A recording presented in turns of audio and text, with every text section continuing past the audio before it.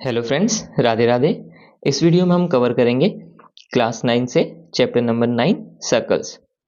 तो इस वीडियो को शुरू करने से पहले मैं आपसे एक बात कहना चाहूँगा कि जितने भी हमारे ज्योमेट्री के चैप्टर्स हैं पिछले, like Euclid geometry, triangles, quadrilaterals, line and angles, वो सभी चैप्टर आप कवर कर लीजिए, तभी आपको ये चैप्टर इजीली समझ आएगा। वरना अगर आप ये चैप्टर डायरेक्ट शुरू करेंगे तो आपके बहुत सारे डाउट्स होंगे, है ना।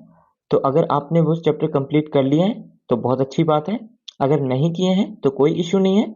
इस वीडियो के डिस्क्रिप्शन में आपको उन सभी चैप्टर्स के लिंक मिल जाएंगे। आप उस लिंक में जाके उस चैप्टर को कवर कर सकते हैं। साथ ही साथ उस वीडियो के साथ आपको लिंक भी मिलेंगे उस चैप्टर के सारे एक्सरसाइजेस के एंड एग्जाम्पल्स के। आप उनको भी देख सकते हैं। ठीक है, तो चलिए शुरुआत करते हैं इस चैप्टर की। तो सबसे पहले हम देखेंगे कि सर्कल क्या होता है। A circle. A circle is a collection of all points in a plane which are at a constant distance from a fixed point. तो सर्कल की डेफिनेशन में क्या कहा गया है कि एक शेप, ये सर्कल है आपको पता ही है, तो ये कैसे बनती है। देखिए, हमको कहा गया है एक फिक्स पॉइंट से, मान लीजिए एक फिक्स पॉइंट है ना, ये एक फिक्स पॉइंट है। इस फिक्स पॉइंट से एक कांस्टेंट डिस्टेंस, मीन्स मान लीजिए ये एक डिस्टेंस है, मान लीजिए 5 सेंटीमीटर है ना। तो इस फिक्स पॉइंट से जितने भी 5 सेंटीमीटर होंगे, चाहे वो ऊपर होंगे, चाहे यहाँ हो, चाहे यहाँ हो, यहाँ हो, तो ऐसे तो इस पॉइंट से 5 सेंटीमीटर के बहुत सारे डिस्टेंस होंगे, हर जगह होंगे, हर डायरेक्शन में होंगे, है ना। इधर भी होगा, इधर भी होगा।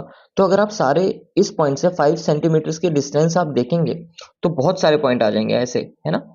अब इन सारे पॉइंट्स को, जितने भी पॉइंट्स होंगे, है ना, जितने भी ये पॉइंट्स हो गए, अगर आप इन सब डॉट्स को कनेक्ट कर देंगे, देखिए अभी आपको यहाँ पे गैप दिख रहा है, बट यहाँ से भी आप 5 सेंटीमीटर की लाइन खींच सकते हैं, है ना, ड्रॉ कर सकते हैं। तो ये जितने भी पॉइंट्स हैं, जब आप इन सभी पॉइंट्स को कनेक्ट करेंगे ना, तो जो आपको शेप मिलेगी, खैर ये शेप तो आपको सर्कल नहीं दिख रही है, बट जो आपको शेप मिलेगी उसको हम क्या कहते हैं, सर्कल कहते हैं। ठीक है, तो आपको क्या पता चला कि एक फिक्स पॉइंट से, ये एक फिक्स पॉइंट से एक कांस्टेंट डिस्टेंस, मींस ये 5, ये भी 5, जितनी भी लाइंस हैं वो सारी क्या होंगी, 5 सेंटीमीटर की होंगी ना, जितनी भी लाइंस होंगी इस सेंटर से ऑन द सर्कल, ये जो लाइन है इसके ऊपर कहीं भी, है ना, जो डिस्टेंस होगा वो 5 सेंटीमीटर ही होगा, एक फिक्स, एक कांस्टेंट डिस्टेंस होगा, है ना। तो एक प्लेन फिगर में अगर ऐसी कोई फिगर बनती है तो उसे हम क्या कहते हैं, सर्कल। ठीक है, इजी है, पता ही है आपको। एक बार दोबारा देख लेते हैं। फिक्स पॉइंट से, एक फिक्स पॉइंट से एक कांस्टेंट डिस्टेंस, कांस्टेंट डिस्टेंस मान लीजिए 5 सेंटीमीटर। अब इस पॉइंट से जितने भी 5 सेंटीमीटर की पॉइंट्स होंगे, मतलब ये सारे पॉइंट्स, ये पॉइंट, ये पॉइंट, ये पॉइंट, ये सारे मान लीजिए 5 सेंटीमीटर दूर है ना इस पॉइंट से। तो जब इन सभी डॉट्स को आप कनेक्ट करेंगे तो क्या बनेगा, एक सर्कल बनेगा। ठीक है, ये सर्कल तो और अच्छा बन गया। तो सारे सर्कल बनेंगे आपके। ठीक है, तो सर्कल का मतलब क्या है, a circle is a collection of all points, ये सारे points, all points in a plane which are at a constant distance, means 5 5, ये 5, ये 5, सारे 5, है ना, constant distance from a fix point, इस पॉइंट से, एक फिक्स पॉइंट से, इसको हम क्या कहते हैं, सर्कल कहते हैं। इजी है, समझ आ गया, है ना। अब देखिए, सर्कल ये है, ये देखिए प्रॉपर सर्कल है, ये सर्कल है। जो फिक्स पॉइंट है उसको हम क्या कहते हैं, ओ। ठीक है, वो क्या होता है, सेंटर होता है इस सर्कल का, मींस इस पॉइंट से जो भी डिस्टेंस होगा सकमफ्रेंस का, है ना, मतलब इस पॉइंट से ऑन द सर्कल जितना भी डिस्टेंस होगा वो हमेशा क्या होगा, इक्वल होगा। अब देखिए कांस्टेंट डिस्टेंस क्या है, ओ ए। ओ ए क्या दिख रही है आपको, एक कांस्टेंट डिस्टेंस दिख रही है यहां से लेके यहाँ, उसको हम क्या कहते हैं, रेडियस कहते हैं, है ना। और एक सर्कल का सिर्फ एक ही रेडियस होता है। अगर मान लीजिए ये सर्कल है, इसका रेडियस 5 है, तो इस पूरे सर्कल में जितने भी रेडियस होंगे वो सारे 5 सेंटीमीटर के होंगे, है ना। जैसे आपका ये 5, ये ओ ए दिया है ना, ये ओ ए दिया है, मान लीजिए 5 सेंटीमीटर का है। तो अगर मैं एक पॉइंट बोलता हूँ, इसमें तो बहुत सारे पॉइंट है, कलेक्शन ऑफ पॉइंट्स है ना, तो बहुत सारे पॉइंट है। एक पॉइंट यहाँ भी होगा, यहाँ भी होगा, यहाँ भी होगा, यहाँ भी होगा। मान लीजिए बी है, ये सी है, ये डी है, ये ई है। अगर मैं इन सारे पॉइंट्स को ओ से कनेक्ट कर दूं, इन सारे पॉइंट को ओ से मैं अगर मान लीजिए कनेक्ट कर देता हूं, है ना, 4 लाइन मिली। अब देखिए यहां से लेके यहां तक का डिस्टेंस, ये डिस्टेंस, ये तो सब इसके इक्वल ही होगा ना, क्योंकि सर्कल है, और एक सर्कल में सिर्फ एक ही रेडियस होता है ना। तो ये भी 5 होगा, ये भी 5 होगा, ये भी 5 होगा, मीन्स ये सारे एक दूसरे से क्या होंगे, इक्वल होंगे, है ना। तो इसका मतलब क्या है कि एक सर्कल का एक ही रेडियस होगा, और बहुत सारी लाइंस हम बना सकते हैं जिसको हम रेडियस कह सकते हैं, है ना। तो ये कांस्टेंट डिस्टेंस पे है, ठीक है, ये आपको पता ही है। बाकी एरिया ऑफ सर्कल आपको पता है, पाई आर स्क्वायर होता है। Circumference of circle 2 pi r होता है। डायमीटर 2 आर होता है। अगर हम रेडियस को ट्वाइस कर देते हैं तो डायमीटर बन जाता है। रेडियस अगर निकालना है तो इसी फॉर्मूले से देखिए 2 उधर चल जाएगा तो डायमीटर के अपॉन में चल जाता है ना। अगर डायमीटर को हम 2 से डिवाइड कर दें तो हमको पता चल जाता है रेडियस क्या है ना। इसके बारे में भी और बात करेंगे। अब देखिए जैसे कि और भी चीजें हैं वो भी हम देख लेते हैं कि सर्कमफ्रेंस क्या होता है। सर्कमफ्रेंस आपको पता है क्या होता है, एक बार रिकॉल कर लेते हैं सारे पॉइंट्स ना। ये एक सर्कल है, सर्कमफ्रेंस क्या होता है, ये अगर मान लीजिए इस पॉइंट से हम शुरू करते हैं, पॉइंट ए से, हम पॉइंट ए से यहाँ से मेजर करना शुरू करते हैं इस लाइन को, ऑन द सर्कल वाली लाइन को, है ना। जब हम इसको मेजर करके यहाँ पहुंचते हैं तो हमको पता चलता है कि जो लेंथ है सर्कमफ्रेंस की ये कितनी है, 2 पाई आर के इक्वल्स में है ना। तो सर्कमफ्रेंस ऑफ सर्कल क्या होता है, 2 पाई आर होता है, ठीक है। तो basically perimeter of the circle, है ना, पेरीमीटर जो सर्कल का होता है उसको हम क्या बोलते हैं, सर्कमफ्रेंस बोलते हैं, ठीक है। अब देखिए अगर एक सर्कल है, इसके 2 पॉइंट्स होंगे, एक ये ए पॉइंट है, मान लीजिए एक ये बी पॉइंट है, बहुत सारे पॉइंट है सर्कल में। अगर हम इसको दोनों को कनेक्ट कर दें, अगर मैं इसको इससे कनेक्ट कर दूं, है ना, तो ये क्या बन गई, ए बी क्या बन गई, एक कॉर्ड बन गई। तो हम इसको क्या बोलते हैं, कॉर्ड बोलते हैं। ए बी क्या बन गई, कॉर्ड, ठीक है, इसको हम बोलते हैं कॉर्ड, ठीक है। ऐसे बहुत सारी कॉर्ड्स हो सकती हैं। मान लीजिए एक पॉइंट ये है सी, अगर मैं ए को सी से कनेक्ट कर दूं तो ए सी भी क्या बन गई, एक कॉर्ड बन गई, है ना। ऐसे एक सर्कल में बहुत सारे कॉर्ड्स हो सकते हैं, ठीक है। अब देखिए अगर कोई कॉर्ड सेंटर, ऐसे देखिए अभी तो ये सेंटर से होके नहीं गुजरी, अगर कोई कॉर्ड सेंटर से गुजरे, सेंटर से, ये सेंटर था, तो उस कॉर्ड को हम क्या कहते हैं, डायमीटर। तो यहाँ पे क्या बन गया, बीसी क्या बन गया, एक डायमीटर बन गया, बीसी क्या बन गया, डायमीटर बन गया, है ना।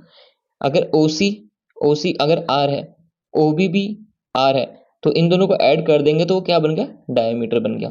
तो इसलिए हम डायमीटर के क्या वो कहते हैं, ट्वाइस ऑफ आर भी कहते हैं, है ना। और डायमीटर मान लीजिए अगर अगर ये 5 था, ये भी 5 था, ये दोनों ऐड हो गए तो कितना हो गया, देखिए ट्वाइस कर दिया तो आपने कितना आ गया, ये 10 आ गया, है ना। और अगर हमको यहाँ से आर फाइंड आउट करना है, अगर हमको डायमीटर गिवन है, मान लीजिए डायमीटर हमको 10 गिवन है और ये 2 आर है, तो आर भी आप फाइंड आउट कर सकते हैं। ये 2 कहाँ चला जाएगा, यहाँ चला जाएगा।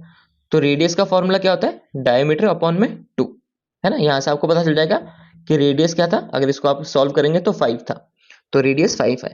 ये आपको इजिली आप निकाल सकते हैं, है ना। तो अगर किसी सर्कल में 2 पॉइंट्स को कनेक्ट किया जाता है तो उसको हम क्या कहते हैं, कॉर्ड कहते हैं। अगर वो लाइन सेंटर से पास होके जाती है तो उसको हम क्या कहते हैं, डायमीटर कहते हैं, है ना, इजी है। अब देखिए ऐसे और भी टर्म्स हैं, जैसे आपने कॉर्ड देख लिया। अब देखिए एक सर्कल है, ठीक है, अगर मैं कहूँ इस सर्कल से कुछ लाइन पास हो रही है तो क्या क्या कंडीशन हो सकती है, कितनी केस होती है। एक कंडीशन हो सकती है भाई, एक लाइन ऐसे पास हो गई, है ना, सर्कल के आर पार ऐसे उसने क्रॉस कर दिया, तो कहाँ पे किया, देखिए एक यहाँ पॉइंट पे किया, एक यहाँ पॉइंट पे किया, हम इसको ए बी कह देते हैं। एक केस क्या हो सकता है कि मान लीजिए ऐसे लाइन चलेगी जिसने इस लाइन को, इस सर्कल को टच ही नहीं किया, एक ऐसी लाइन भी हो सकती है। एक लाइन ऐसी भी हो सकती है जो सिर्फ एक पॉइंट को टच करके जाए, मान लीजिए यहाँ पे कोई पॉइंट था सी, है ना। तो ये 3 ही कंडीशन हो सकती है, चौथी कंडीशन आप खुद ड्रॉ करके देखिए, कुछ हो ही नहीं सकती।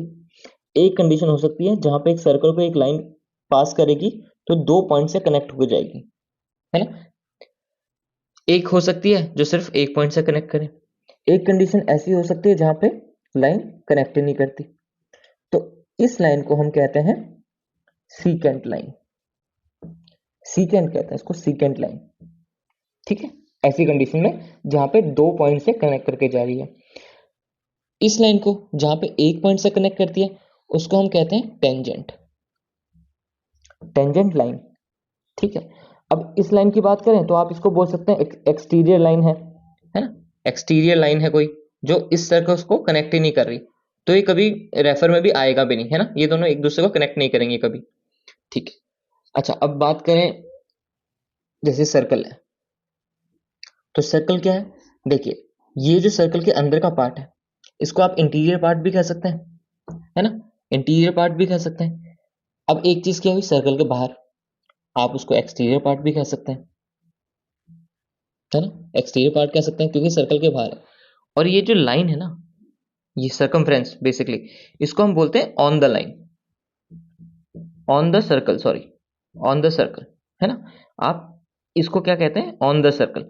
जैसे मैं बोलूं पॉइंट ए का है on the circle, point C का है on the circle, point B का है ऑन द सर्कल, है ना। तो ये क्या होता है, ऑन द सर्कल। तो सर्कल बेसिकली तीन पार्ट्स में डिवाइड हो जाता है, एक इंटरनल पार्ट, एक्सटर्नल पार्ट, और एक इस लाइन के ऊपर जिसको हम कहते हैं ऑन द सर्कल, है ना। ठीक है, ये भी आपको बात समझ आ गई होगी। अब देखिए एक होता है कॉन्सेंट्रिक सर्कल्स। ठीक है, कॉन्सेंट्रिक सर्कल्स क्या होते हैं, जिनका सेंटर तो सेम होता है, ठीक है, बट रेडियस अलग होता है। मीन्स मान लीजिए फॉर एग्जांपल, चलिए नया एक सर्कल ही बना लेते हैं। मान लीजिए एक सर्कल है, ये सर्कल है, ठीक है, ये इसका सेंटर है। अब इसकी जो रेडियस है ना, मान लीजिए 4 सेंटीमीटर की है। ठीक है, अब कॉन्सेंट्रिक सर्कल का को मैंने क्या बोला, जिन दोनों सर्कल का सेंटर सेम होता है बट रेडियस क्या होता है, डिफरेंट होता है। मान लीजिए अब कोई इसी सेंटर से एक और सर्कल ड्रॉ किया गया जो कि 4 नहीं था, कुछ और था, 6 हो सकता है, 7 हो सकता है, 8 हो सकता है, कुछ भी हो सकता है, पर 4 नहीं हो सकता। तो मान लीजिए वो था हमारा 7, है ना। मान लीजिए 7 यहां तक आया, तो यहां से इसी सेंटर से 7 पे अगर हमने कोई सर्कल बनाया ऐसे, ये ओ है, ओ ए हमारा हो गया 4, एंड ओ बी हमारा हो गया मान लीजिए 7 सेंटीमीटर। तो एक ही सेंटर से दो सर्कल बने ना, तो इन दोनों सर्कल्स को क्या कहेंगे, कॉन्सेंट्रिक सर्कल, कॉन्सेंट्रिक सर्कल्स कहेंगे। ठीक है, ये हम टर्म्स इसलिए पढ़ रहे हैं क्योंकि क्वेश्चंस में आएगा, इस चैप्टर में आएगा, तो आपको जब ये टर्म्स आएंगे तो आपको याद रहे कि इसका मतलब ये होता है ना। किस टर्म का मतलब क्या होता है वो आपको समझ आ जाएगा। ठीक है, तो कॉन्सेंट्रिक सर्कल आपको समझ आ गया, एक ही पॉइंट से दो सर्कल जिनका रेडियस डिफरेंट होता है ना। एक ही सेंटर से दो सर्कल ऐसे बनते हैं जिनका रेडियस अलग अलग होता है, उनको हम कहते हैं कॉन्सेंट्रिक सर्कल। ठीक है, चलिए अब देखिए कॉर्ड की बात करते हैं। कॉर्ड से कितने रिलेशन बनते हैं, देखिए एक सर्कल है जिसमें एक कॉर्ड है, ये ओ है, ये ए बी है ना। अब देखिए इस कॉर्ड ने क्या किया, सर्कल को दो सेगमेंट में डिवाइड कर दिया, है ना। तो देखिए एक ये पार्ट हो गया, एक ये पार्ट हो गया, दो पार्ट्स में डिवाइड कर दिया, तो इन दोनों को हम क्या कहेंगे, सेगमेंट कहेंगे। एक ये वाला सेगमेंट, एक ये वाला सेगमेंट।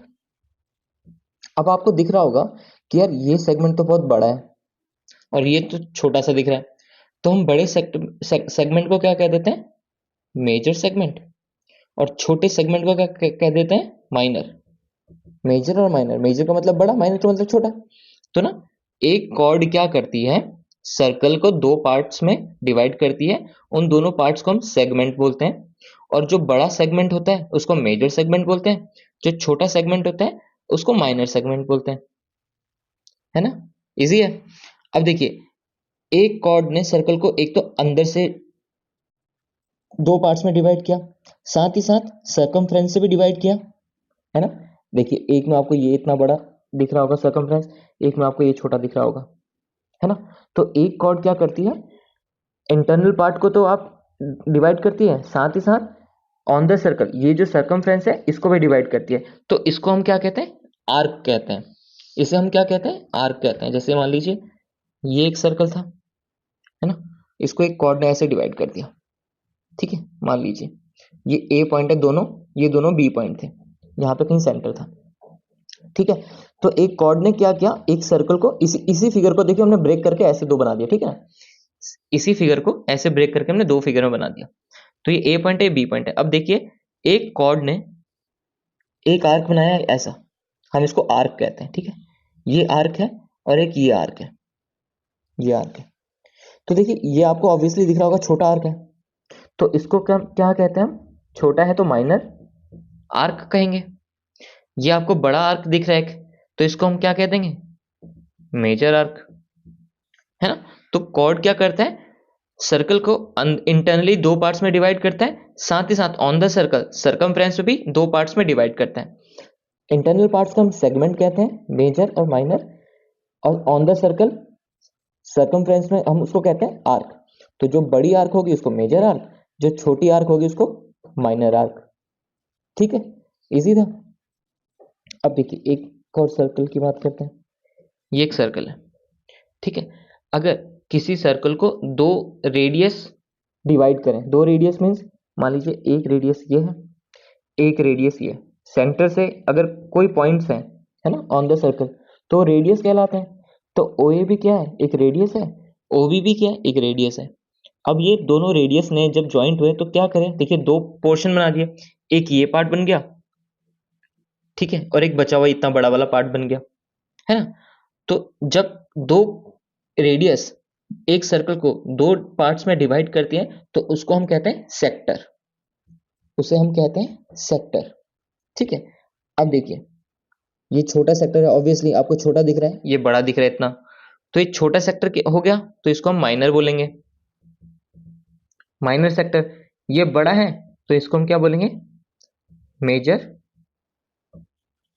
मेजर सेक्टर, है ना, इजी था, है ना। अगर दो रेडियस एक सर्कल को टू पार्ट्स में डिवाइड करते हैं उन्हें हम कहते हैं सेक्टर।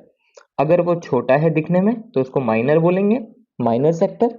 अगर वो बड़ा है तो उसको हम बोलेंगे मेजर सेक्टर। ठीक है, इजी है पॉइंट।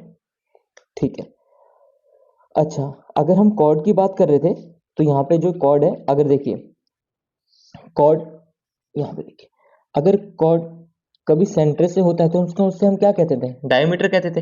अगर कोई कॉर्ड सेंटर से, इस सर्कल में देखते हैं, इस सर्कल में अगर कोई कॉर्ड ए बी कॉर्ड है, ये सर्कल के सेंटर से अगर पास होके एक डायमीटर बनाती है तो ये दो पार्ट्स में डिवाइड कर रही है सर्कल को, है ना। एक तो ये पार्ट हो गया पूरा और एक ये पार्ट हो गया। अगर ये सेंटर से ही डिवाइड कर रही है ना तो हम ऊपर पार्ट को क्या बोलते हैं, सेमी सर्कल, और सेम नीचे पार्ट को भी सेमी सर्कल। क्यों, इसने एक सर्कल को बिल्कुल टू इक्वल पार्ट्स में डिवाइड कर दिया, ये भी इक्वल, मतलब ये दोनों क्या हो गए, इक्वल हो गए, है ना। तो हम इसको क्या कहते हैं, सेमी सर्कल। ठीक है, ये ऊपर वाला पार्ट भी सेमी सर्कल, ये नीचे वाला पार्ट भी सेमी सर्कल, क्योंकि दोनों क्या है, इक्वल है, तो इनको हम सेमी सर्कल कहेंगे। ठीक है, और कुछ पॉइंट्स देख लेते हैं।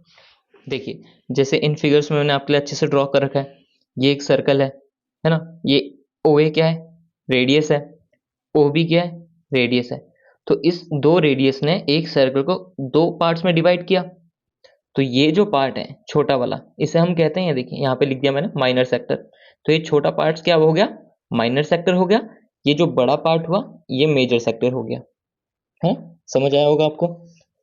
यहाँ देखिए दो सर्कल्स है ना, ए बी क्या है, एक कॉर्ड है, तो इस कॉर्ड ने इस सर्कल को टू पार्ट्स में डिवाइड किया, तो इन पार्ट्स को हम क्या कहते हैं, अगर कॉर्ड सर्कल को टू पार्ट्स में डिवाइड कर दिया हम उसको सेगमेंट कहते हैं। अब देखिए ये बड़ा सेगमेंट दिख रहा है, बड़ा है तो इसको मेजर सेगमेंट कह दिया।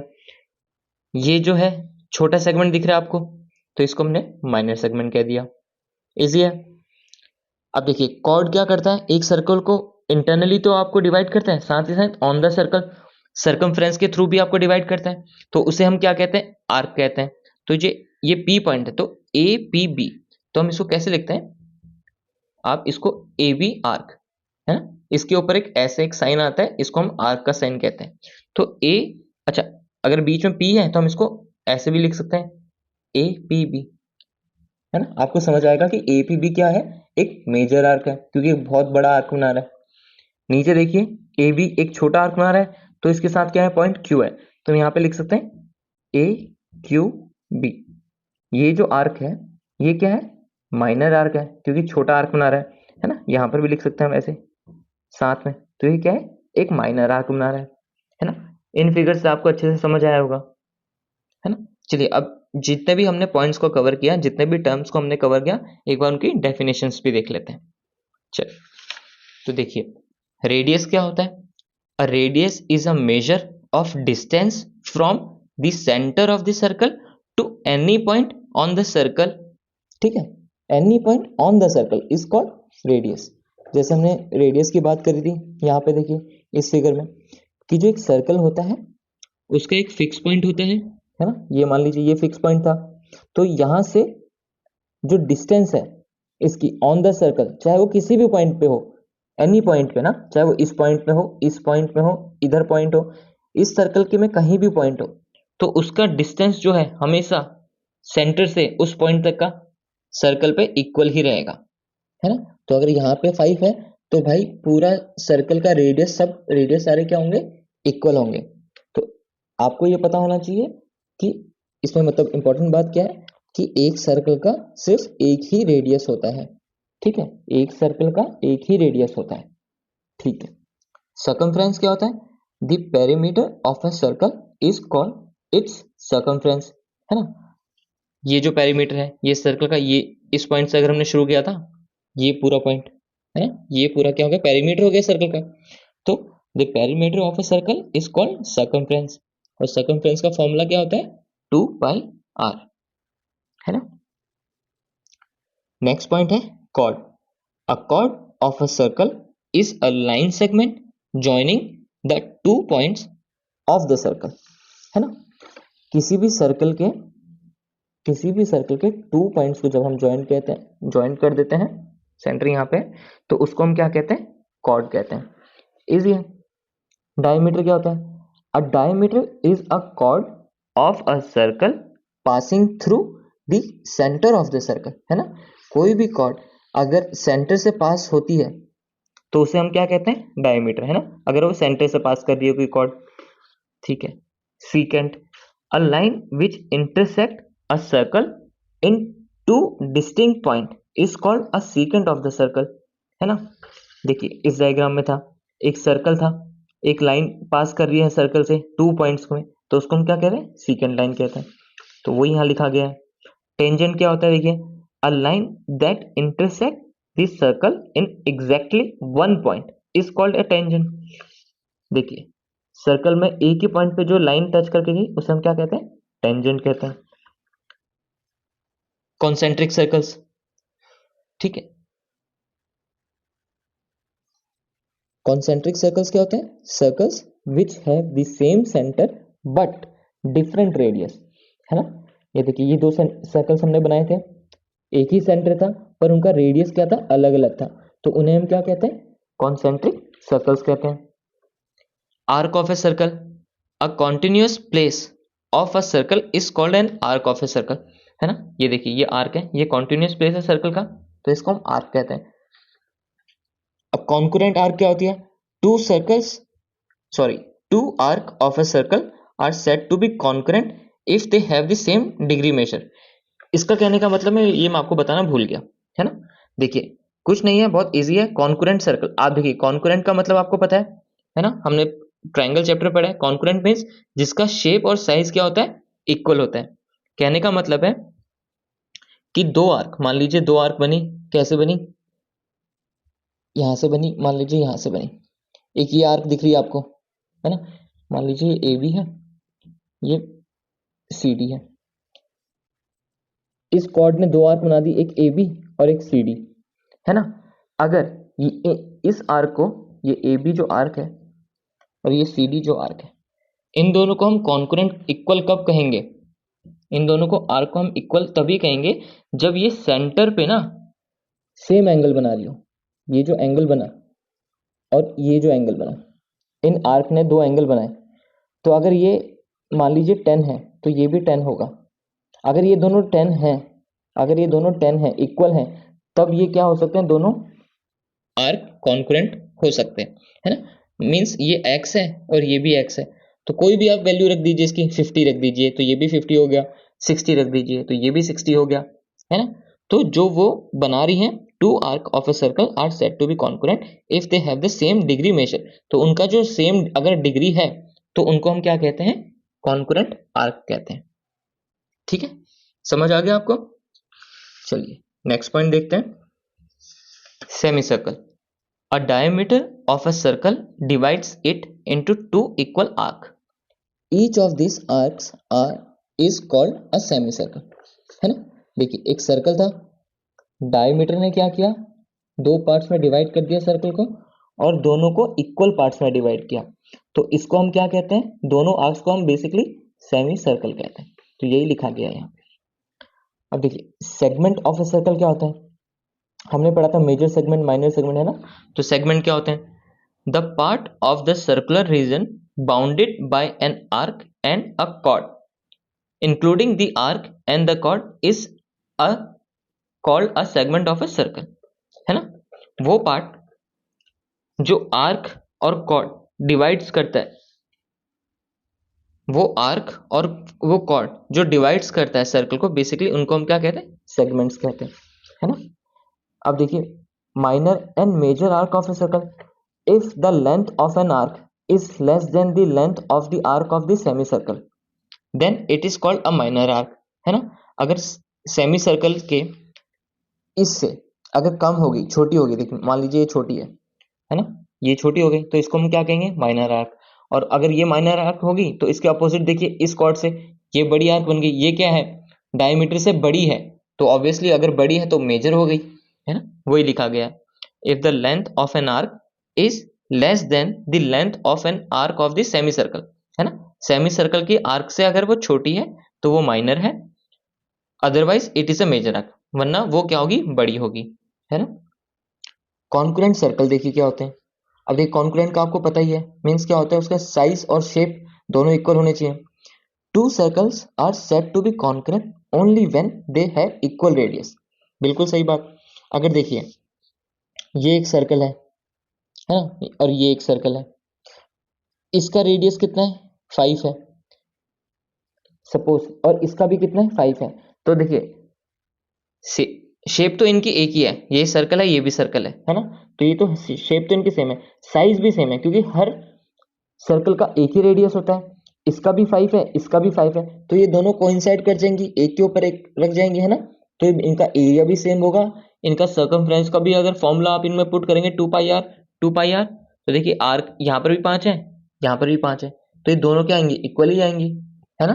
तो दो ट्रायंगल को हम कॉन्करेंट तब कहते हैं जब दोनों के रेडियस क्या होंगे, इक्वल होंगे, सेम होंगे, तो वो दोनों सर्कल क्या कहलाएंगे, कॉन्करेंट सर्कल कहलाएंगे। ठीक है, अब देखिए सेक्टर ऑफ अ सर्कल, आपको पता है सेक्टर कैसे बनता है, the region enclosed by an arc of a circle and its two bounding radius. ठीक है, रेडियस के दो रेडियस ने जो बाउंड किया है उस एरिया को हम क्या कहते हैं, सेक्टर ऑफ अ सर्कल कहते हैं, है ना। कहाँ किया था हमने, ये देखिए ये सर्कल था, ये रेडियस आया, ये रेडियस आया, है ना। तो इस रेडियस ने दो पार्ट्स में डिवाइड किया, तो इनको हम क्या कहते हैं, सेक्टर्स कहते हैं। अगर वो छोटा है तो माइनर सेक्टर, अगर वो बड़ा है तो जो बड़ा वाला होगा उसको मेजर सेक्टर, है ना। चलिए कुछ और टर्म्स देख लेते हैं। देखिए नेक्स्ट टॉपिक है, एक सर्कल आपको दिख रहा है ना, ये एक बहुत बड़ा सर्कल आपको दिख रहा है, उसके अंदर आपको एक फिगर दिख रही है, एक ट्रायंगल, है ना। इस सर्कल के अंदर एक ट्रायंगल है, उस ट्रायंगल के अंदर भी आपको एक सर्कल दिख रहा है ना। तो जो ये बड़ा सर्कल है इसको हम कहते हैं सर्कमस्क्राइब्ड सर्कल, क्योंकि ये देखिए सर्कमफ्रेंस है ना एक सर्कल का, तो इसको हम कहते हैं सर्कमस्क्राइब्ड सर्कल। ठीक है, अब देखिए जो एक सर्कल किसी फिगर के अंदर होता है तो उसको हम कहते हैं इनस्क्राइब्ड सर्कल, है ना। इन अंदर है तो उसको हम इनस्क्राइब्ड सर्कल कहते हैं। तो क्वेश्चंस में जब आएगा इनस्क्राइब्ड सर्कल की बात कर रहे हैं तो आपको समझ जाइएगा कि वो सर्कल किसी एक फिगर के अंदर है, तो उसको इनस्क्राइब्ड सर्कल कहा गया है।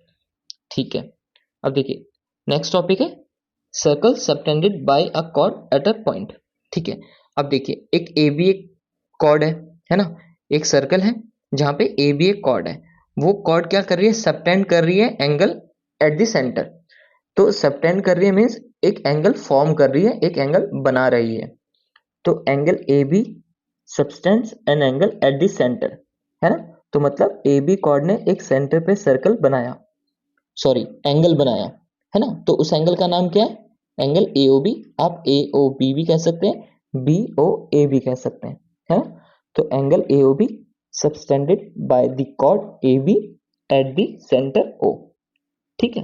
तो सबटेंडेड का मतलब क्या आता है, फॉर्म बनाना।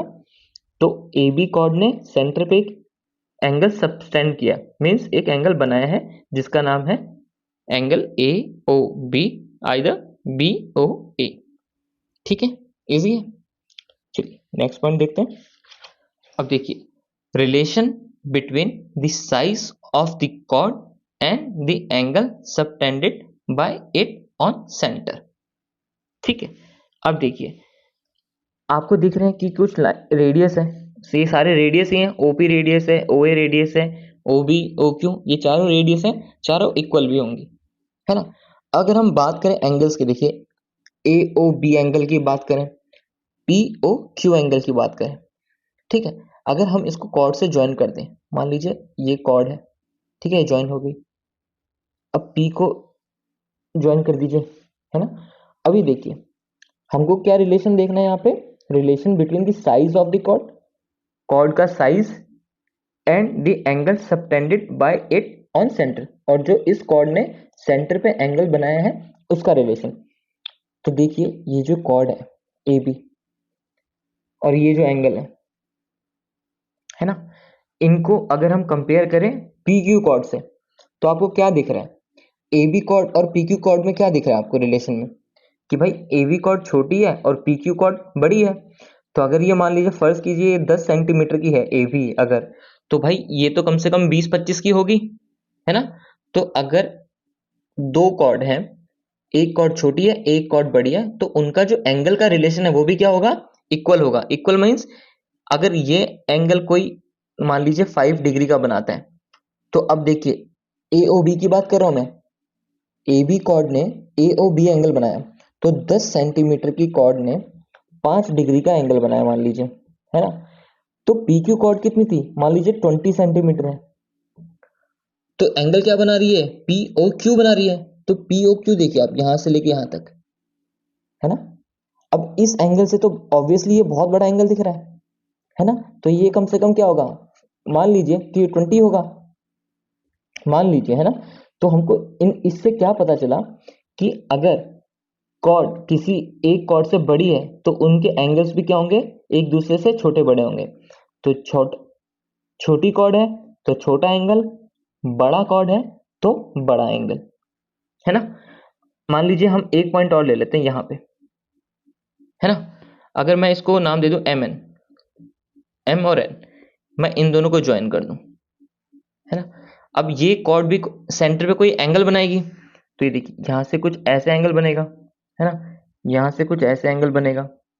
अब क्या एंगल बना, देखिए एम एन कॉर्ड ने सेंटर पे क्या बनाएंगे एंगल, एम ओ एन बनाएगी, तो एम ओ एन कुछ ये एंगल बनाएगी, है ना।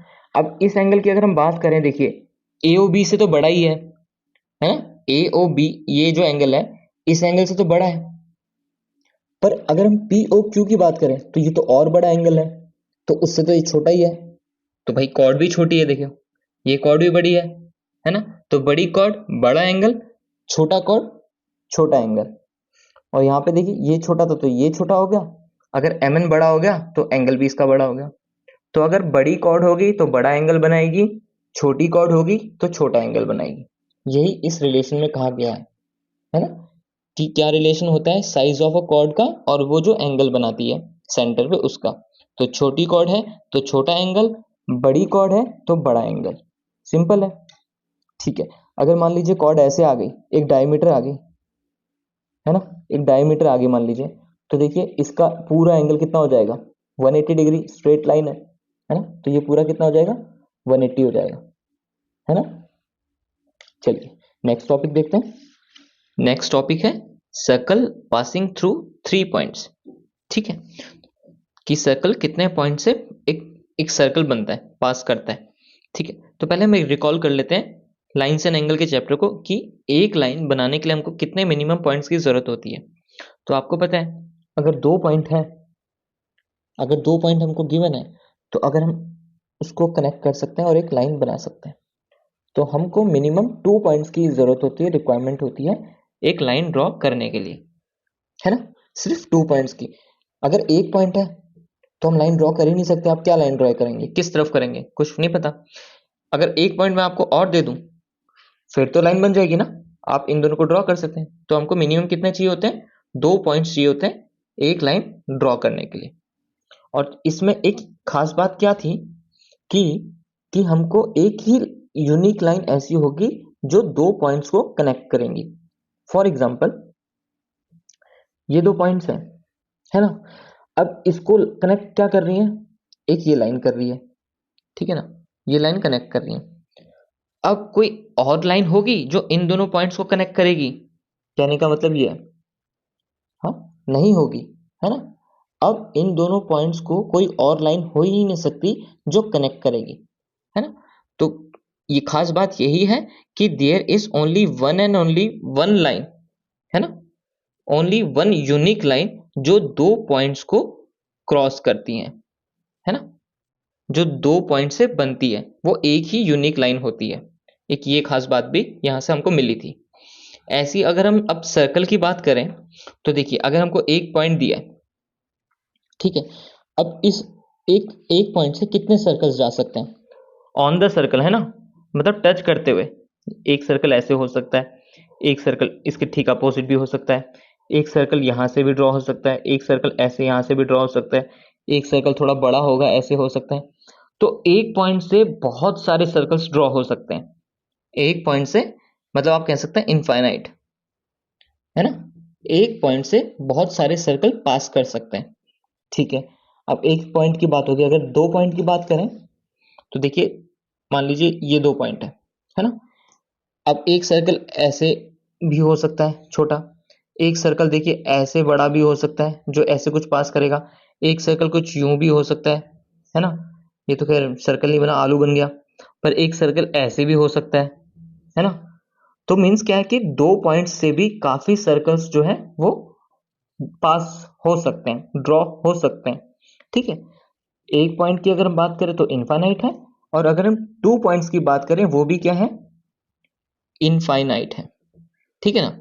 तो 2 पॉइंट से भी बहुत सारे सर्कल क्या है, पास कर सकते हैं। तो टॉपिक का नाम ही अगर ये था सर्कल पासिंग थ्रू 3 पॉइंट्स, तो आपको समझ आ ही गया होगा कि एक सर्कल जो है, अगर हम बात करें यहाँ पे 3 पॉइंट्स बनाते हैं, 3 नॉन कोलिनियर पॉइंट्स है ना, जो एक सीरीज में नहीं है, लाइन में नहीं है। तो ये देखिए अगर 3 पॉइंट्स हैं तो एक ही यूनिक सर्कल होगा जो इन 3 सर्कल से जाएगा, जो पास करेगा, ठीक है। ये 3 पॉइंट थे, ए बी सी पॉइंट मान लीजिए। तो मिनिमम एक ही यूनिक सर्कल होगा जो 3 पॉइंट्स को पास करेगा। अब कोई दूसरा सर्कल बन ही नहीं सकता जो इन 3 पॉइंट्स को पास करते हुए बने, ठीक है। तो एक सर्कल बनाने के लिए मिनिमम हमको 3 नॉन कोलिनियर पॉइंट्स चाहिए होते हैं जिससे हम सर्कल बनाते हैं, और एक ही सर्कल है ऐसा जो इन तीनों पॉइंट्स को भी पास करेगा, ठीक है। तो ये बस एक बात थी जो ध्यान में रखने लायक है कि 3 नॉन कोलिनियर पॉइंट से ही एक सर्कल फॉर्म होता है, ठीक है। 3 पॉइंट्स ए बी सी, ठीक है, इजी था। चलिए आई थिंक इस चैप्टर के सारे टर्म्स जो इंपॉर्टेंट थे वो सारे कवर हो गए। अब हम शुरू करते हैं इस चैप्टर के सभी थ्योरम्स को। तो आई थिंक इसमें 11 12 आई थिंक ऐसी कुछ 11 12 थ्योरम्स हैं, ठीक है। तो बेसिकली जो फर्स्ट थ्योरम है वो उसकी कॉन्वर्स होगी सेकंड, ठीक। जो इस थ्योरम में बोलेगा उसका उल्टा इस थ्योरम में होगा।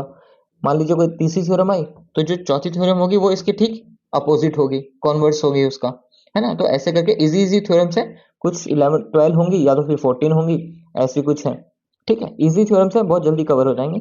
तो चलिए शुरुआत करते हैं थ्योरम 1 से। थ्योरम नंबर 1 है equal chords of a circle. Equal chords of a circle means 2 chords हैं जो कि सर्कल में इक्वल है। Subtend means form equal angles at the centre. तो दो इक्वल कॉर्ड्स जो हैं वो क्या बनाती हैं, equal angles at the centre बनाती हैं।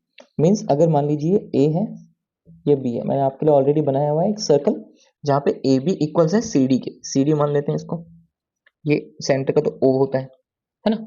तो ए बी और सी डी क्या है, दो इक्वल कॉर्ड्स हैं। अब ये दोनों कॉर्ड्स क्या कर रही हैं, सेंटर पे एक एंगल बना रही है ना, सी ओ बी, सी ओ डी, है ना, एंगल ए ओ बी। तो ये दो एंगल्स बन रहे हैं। तो ये कह रही है कि अगर दो इक्वल कॉर्ड्स हैं तो वो जो एंगल बनाएंगी सेंटर पे वो भी इक्वल होंगे। अगर हम बात करें, देखिए अगर आप सर्कल भूल जाइए, आपको पता है सी बी एक लाइन है, ए डी एक लाइन है, तो ये दोनों क्या बन रहे हैं, वर्टिकली अपोजिट एंगल बन रहे हैं। और वर्टिकली अपोजिट एंगल क्या होते हैं, इक्वली होते हैं। तो ये तो बात तो सही है कि ये इक्वली होंगे, है ना। तो ये मैंने आपको बस समझाने के लिए बताया।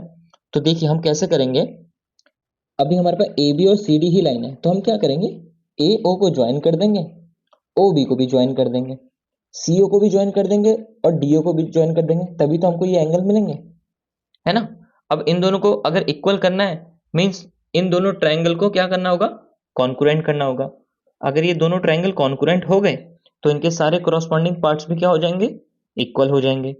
अब आप देखिए ए बी लाइन और सी डी लाइन हमको गिवन है कि इक्वल है, ठीक है।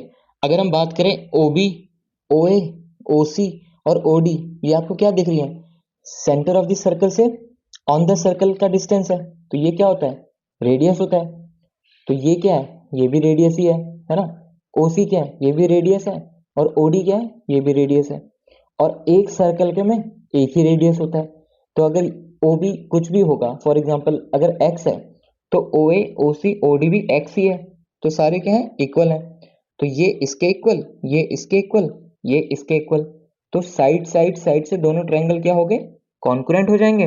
तो ये एंगल अपोजिट इसके एंगल के भी इक्वल हो जाएगा, है ना। इजी थ्योरम है, ये प्रूफ ऐसे होगा।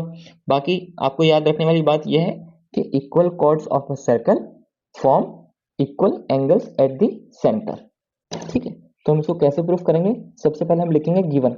हमको क्या क्या गिवन है, हमको गिवन है two chords A B and A C are equal, two chords A B and C D are equal, है ना, दोनों कॉर्ड्स इक्वल है। हमको प्रूफ क्या करना है, जो ये दोनों एंगल फॉर्म कर रही है सेंटर में, मींस ए ओ बी, और दूसरा कॉर्ड क्या है, सी ओ डी एंगल फॉर्म कर रही है, ये दोनों क्या है, इक्वल है। हमको ये प्रूफ करना है। तो हम प्रूफ में क्या करेंगे, पहले तो ज्वाइन कर देंगे छोटी सी construction, O A, O B, O सी और ओ डी को ज्वाइन कर दीजिए। Join O A, O B, O C and O D. अगर आप ये चारों ज्वाइन करेंगे तभी हमको दो ट्रायंगल मिलेंगे और ये एंगल भी मिलेगा, है ना, तभी तो प्रूफ हो पाएगा।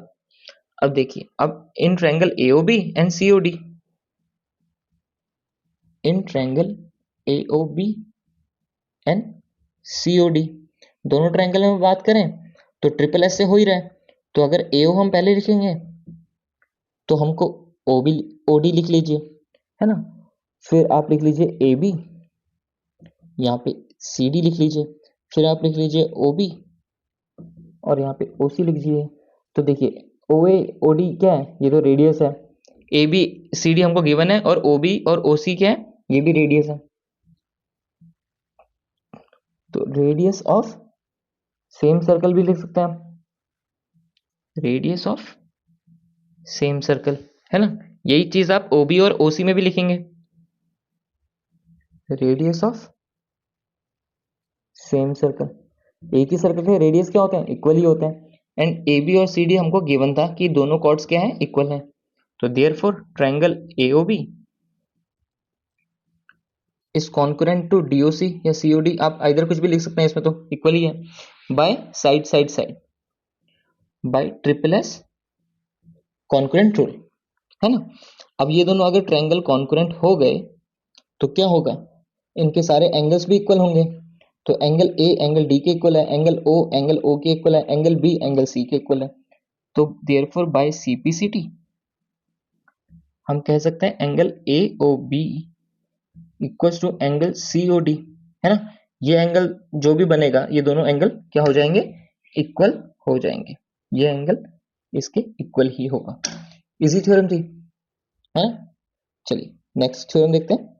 If the angles subtended by the chord of a circle at the centres are equal, है ना, जो एंगल बना रही हैं कॉर्ड्स सेंटर पे, वो दोनों क्या है, इक्वल है। मीन्स ये एंगल इस एंगल के इक्वल है, then the chords are equal. ठीक है, हमने बात करी थी, ये क्या है, थ्योरम 2 कॉन्वर्स ऑफ थ्योरम 1 ही है ना। हम इन दोनों कॉर्ड्स का नाम लिख लेते हैं A B and C D. अब हमको गिवन है कि ये एंगल इस एंगल के क्या है, इक्वल है। हमको प्रूफ क्या करना है कि ये जो कॉर्ड्स हैं ये दोनों क्या है, इक्वल है, then the chords are equal. हमको ए बी को सी डी के इक्वल प्रूफ करना है। तो देखिए ये सेंटर है, आपको पता है ओ बी, ओ ए, ओ सी और ओ डी क्या है, रेडियस है, तो सब इक्वल ही होंगी। मीन्स ये इसके इक्वल है, ये इसके इक्वल है ना, क्योंकि चारों क्या है, रेडियस है। तो बेसिकली चारों ही क्या है, इक्वल है। अब देखिए साइड एंगल साइड, ये एंगल आ गया बीच में, साइड एंगल साइड, तो एस से दोनों ट्रायंगल क्या हो जाएंगे, कॉन्करेंट हो जाएंगे। तो कॉरस्पॉन्डिंग पार्ट भी इक्वल, तो A B equal to C D. Easy है। तो देखिए पहले हम लिखेंगे गिवन, हमको क्या क्या गिवन है कि एंगल ए ओ बी की जो एंगल सबटेंड कर रहे हैं, ये दोनों एंगल्स क्या है, इक्वल है ना। तो ये दोनों हम एंगल हमने को इक्वल दिए हैं। हमको प्रूफ क्या करना है कि जो दोनों कॉर्ड्स हैं वो क्या है, इक्वल है। हमको ये प्रूफ करना है। ठीक है, प्रूफ में करें क्या करेंगे, हम पहले कंस्ट्रक्शन में क्या कर देंगे, join O A, O B, O C and O D, इन सबको ज्वाइन कर देंगे। वैसे ऑलरेडी ज्वाइंड है क्योंकि हमको एंगल इक्वल दे रखे तो ज्वाइन ही होगा, है ना। तो अब हम बात करेंगे in triangle A O B and triangle C O D. इस ट्रायंगल और इस ट्रायंगल अगर हम बात करें तो angle A O, sorry A O side जो है वो इक्वल है ओ डी के। दोनों क्या है, रेडियस ऑफ सेम सर्कल, है ना। उसके बाद क्या एंगल आया, angle A O B equals to angle D O C, ऐसे लिख दीजिए। ये क्या है, गिवन है। साइड एंगल साइड, अब क्या आएगा, O B equals to O C, radius of same circle, है ना, रेडियस ऑफ सेम सर्कल। तो ये दो, तो क्या हो गया, ये ट्रायंगल कॉन्करेंट हो गया डीओसी के। कैसे, बाय ऐसे side angle side concurrence rule के थ्रू, है ना, साइड एंगल साइड। तो सीपीसीटी से क्या होगा, इनके कॉरस्पॉन्डिंग पार्ट्स मींस ये एंगल इस एंगल के इक्वल, ये एंगल इस एंगल के इक्वल एंड ये पार्ट इसके इक्वल। देयरफॉर बाय सीपीसीटी हम कह सकते हैं ए बी जो है वो क्या होगा, सी डी के इक्वल होगा। हमको यही प्रूफ करना था, है ना, कि ये दोनों कॉर्ड्स क्या होंगे, इक्वल होंगे। तो बेसिकली ये कॉन्वर्स थी थ्योरम 1 की, है ना, इजी थ्योरम है। चलिए नेक्स्ट थ्योरम देखते हैं। थ्योरम 3 है, the perpendicular from the centre of a circle to a chord bisect the chord, है ना। मीन्स जो सेंटर है वहां से एक कॉर्ड है, ये ए बी कॉर्ड है मान लीजिए, ठीक है, ये सेंटर ओ है। तो सेंटर से एक परपेंडिकुलर ड्रॉ किया गया है कॉर्ड पे टू बाइसेक्ट ए कॉर्ड। तो हमको क्या प्रूफ करना है कि ये जो ये पॉइंट पे कनेक्ट कर रहा है, इस पॉइंट का भी कुछ नाम रखना पड़ेगा, मान लीजिए सी रख लेते हैं, है ना। तो ये जो पॉइंट है ये क्या कर रहा है, परपेंडिकुलर क्या कर रहा है, बाइसेक्ट कर रहा है, मीन्स ए सी और सी बी कर रहा है, मतलब इस कॉर्ड को इक्वल टू पार्ट्स में डिवाइड कर रहा है। मीन्स हमको प्रूफ करना है ए C equals to C B. ठीक है, तो कैसे प्रूफ करेंगे, हमको दो ट्रायंगल बनाने पड़ेंगे जहां पे हमको दोनों ट्रायंगल को कॉन्करेंट करना पड़ेगा, तो ये इजीली इसके कॉरस्पॉन्डिंग पार्ट इक्वल हो जाएंगे। तो हम क्या कर सकते हैं, हमको ज्वाइन करना पड़ेगा, ओए ज्वाइन करेंगे, और ऐसे ही हम क्या करेंगे, ओबी को ज्वाइन करेंगे, है ना। तो हम क्या लिखेंगे, पहले हम लिखेंगे हमको गिवन क्या क्या है ना, गिवन क्या क्या हमको, कि A B is a chord, A B एक कॉर्ड है वेयर, जहां पे ओ सी क्या है, परपेंडिकुलर है ए बी कॉर्ड पे, है ना। हमको टू प्रूफ क्या करना है कि वो जो परपेंडिकुलर है, जो वो लाइन है, वो क्या करती है, कॉर्ड को इक्वल पार्ट्स में डिवाइड करती है, मीन्स बाइसेक्ट करती है, means A C equals to C B कर रही है। तो हमको प्रूफ में क्या करना पड़ेगा, पहले तो हमको ओ ए और ओ बी को ज्वाइन करना पड़ेगा, join O A and O B. हमने ओ ए ओ बी को ज्वाइन कर दिया, तो इससे हमको फायदा क्या हुआ, हमको दो ट्राइंगल्स मिले, ये परपेंडिकुलर है मीन्स ये 90 डिग्री होगा, है ना। अब देखिए ये 90 degree, O A O B क्या है, रेडियस है, मीन्स इक्वल ही होंगे। तो ये एक चीज, ये हाइपोटेन्यूज मान लीजिए, ये आर, ये एच और एस, हमको एक साइड चाहिए। ओ सी आपको साइड दिख रही है, जो दोनों ट्राइंगल में क्या है, कॉमन है। तो आर, ये एच, ये आर, ये एच, हाइपोटेन्यूज, और साइड क्या होगी, हमको ये साइड मिल गई, क्योंकि ये साइड तो हमको गिवन है ही नहीं, और हमको यही तो प्रूफ करना है। तो ये साइड हमको मिल गई, तो ये साइड भी क्या होगी, क्रॉसपॉन्ड होगी, इक्वल होगी। तो देयरफॉर हम लिख सकते हैं in triangle O C A और ट्राइंगल ओ सी बी, है ओ सी ए ओ सी बी, जहां पे angle O C A equals to angle O C B, है ना। हम लिख सकते हैं ईच 90, क्योंकि परपेंडिकुलर है, ओ सी परपेंडिकुलर है ए बी पे। अब इसके बाद हाइपोटेन्यूज, तो O A equals to O B, radius of same circle, है ना। दोनों एक ही सर्कल के दो रेडियस हैं तो इक्वल ही होंगे। एंड हमको अब एक साइड चाहिए, तो ओ सी क्या है, दोनों में, ओ सी दोनों ट्राइंगल में है, तो ये तो कॉमन है, हम ऐसे लिख सकते हैं कॉमन है। तो therefore triangle O C A is concurrent to triangle O C B by R H S concurrence rule, है ना। ये 90 डिग्री, या हाइपोटेन्यूज, ये साइड।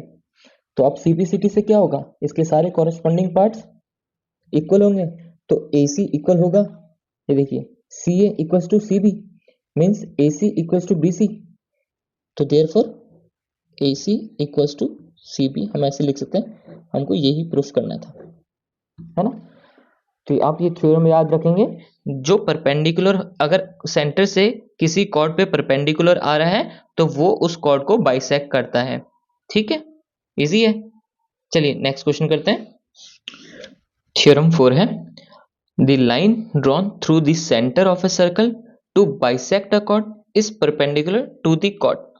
अच्छा, इसमें क्या किया गया है कि सेंटर से अगर किसी कॉर्ड पे, ए बी कॉर्ड है, अगर सेंटर से किसी कॉर्ड पे एक लाइन ड्रॉ करी गई है तो वो क्या होगी, परपेंडिकुलर होगी, है ना।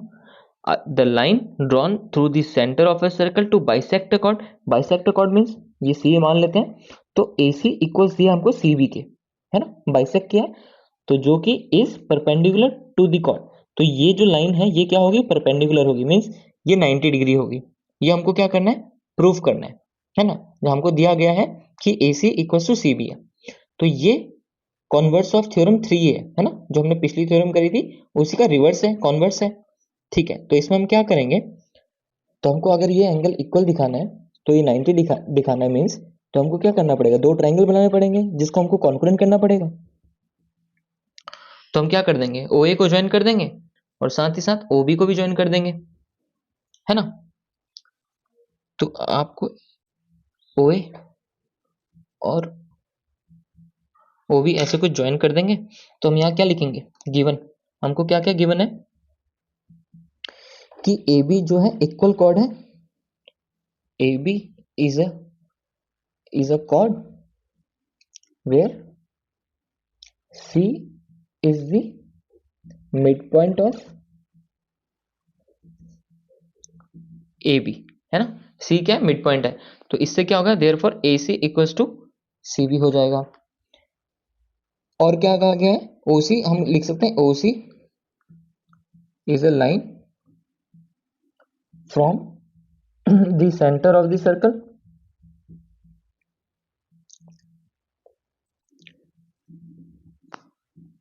To the chord A B. ठीक, हम ऐसे कुछ लिख सकते हैं। अब देखिए हमने क्या किया, हमको प्रूफ क्या करना है। पहले तो हम लिखेंगे कि टू प्रूफ, हमको प्रूफ करना है कि जो ये एंगल है मींस ओसी क्या है, परपेंडिकुलर है ए बी पे, हमको ये प्रूफ करना है ना। अब हमने क्या किया, प्रूफ कैसे करेंगे, पहले तो हमने ज्वाइन कर दिया एक दो ट्रायंगल के लिए ओ ए और ओ बी को हमने ज्वाइन कर दिया जिससे हमको दो ट्रायंगल मिले, है ना। अब देखिए कैसे करेंगे, in triangle O C A and triangle O C B, O C A और ओ सी बी में देखिए ओ ए और ओ बी तो रेडियस है मीन्स इक्वल ही होंगे, ए सी और सी बी भी इक्वल है गिवन है, और ओ सी क्या है, कॉमन है। तो साइड साइड साइड से दोनों ट्रायंगल कॉन्ग्रुएंट हो जाएंगे, इजी है। तो हम लिख सकते हैं O C equals to O सी, ये तो पहली चीज क्या है, कॉमन है ना। फिर उसके बाद क्या बचा, ए C equals to C B, है ना। इसमें हम लिख सकते हैं गिवन, या लिख सकते हैं C is mid point of A B, ऐसे भी लिख सकते हो आप। और तीसरी चीज क्या बची आपकी, ओ ए, ओ ए और ओ बी क्या है, ये तो रेडियस है,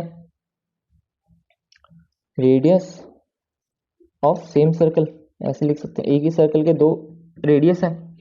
तो देयरफॉर ट्रिपल एस से क्या हो गया, ओ सी ए आपका क्या हो गया, कॉन्करेंट हो गया ट्रायंगल ओ सी बी के by side side side concurrence rule, है ना। अगर साइड साइड साइड कॉन्करेंस से ये कॉन्करेंट हो गया तो बाय सीपीसीटी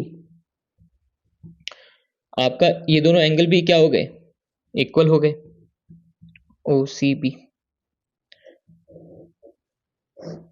ठीक है, ये दोनों एंगल क्या हो गए आपके, इक्वल हो गए। अब देखिए ए बी एक लाइन है, ओ सी क्या है, एक रे है एक लाइन पे, ए बी लाइन पे ओ सी क्या है, एक रे है। तो इन दोनों एंगल का, इन एडजेसेंट एंगल्स का सम कितना होगा, 180 होगा, लीनियर पेयर एक्सियम, है ना। सो यहाँ पे हम लिख सकते हैं if A B is a line where O C is a ray, मतलब ओ सी एक्ट एज अ रे भी लिख सकते हैं, है ना। तो angle O C A plus angle O C B क्या लिख सकते हैं, 180, लीनियर पेयर एक्सियम, है ना। अब ये दोनों एंगल क्या है, ये तो इक्वल ही है, तो हम इसके बदले इसको भी लिख सकते हैं, OCA के मतलब यहाँ या तो OCA के बदले OCB लिख लीजिए, या OCB के बदले OCA लिख लीजिए, है ना। बात तो एक ही है। तो अगर हम OCA प्लस एंगल OCB को OCA लिख देते हैं, ठीक है, ये दोनों ऐड होकर क्या होंगे, twice of OCA, twice of angle OCA हो जाएंगे, है ना। अब ये टू क्या है, ये जब उस तरफ जाएगा तो डिवाइड में क्या हो जाएगा, ये एंगल OCA को क्या बना देगा, 90 डिग्री बना देगा, है ना। अगर OCA 90 डिग्री है तो OCB भी 90 डिग्री होगा। अब ये दोनों 90 डिग्री आ गए तो ये परपेंडिकुलर ही है OC, है ना। तो therefore OCA equals to OCB equals to 90 degree.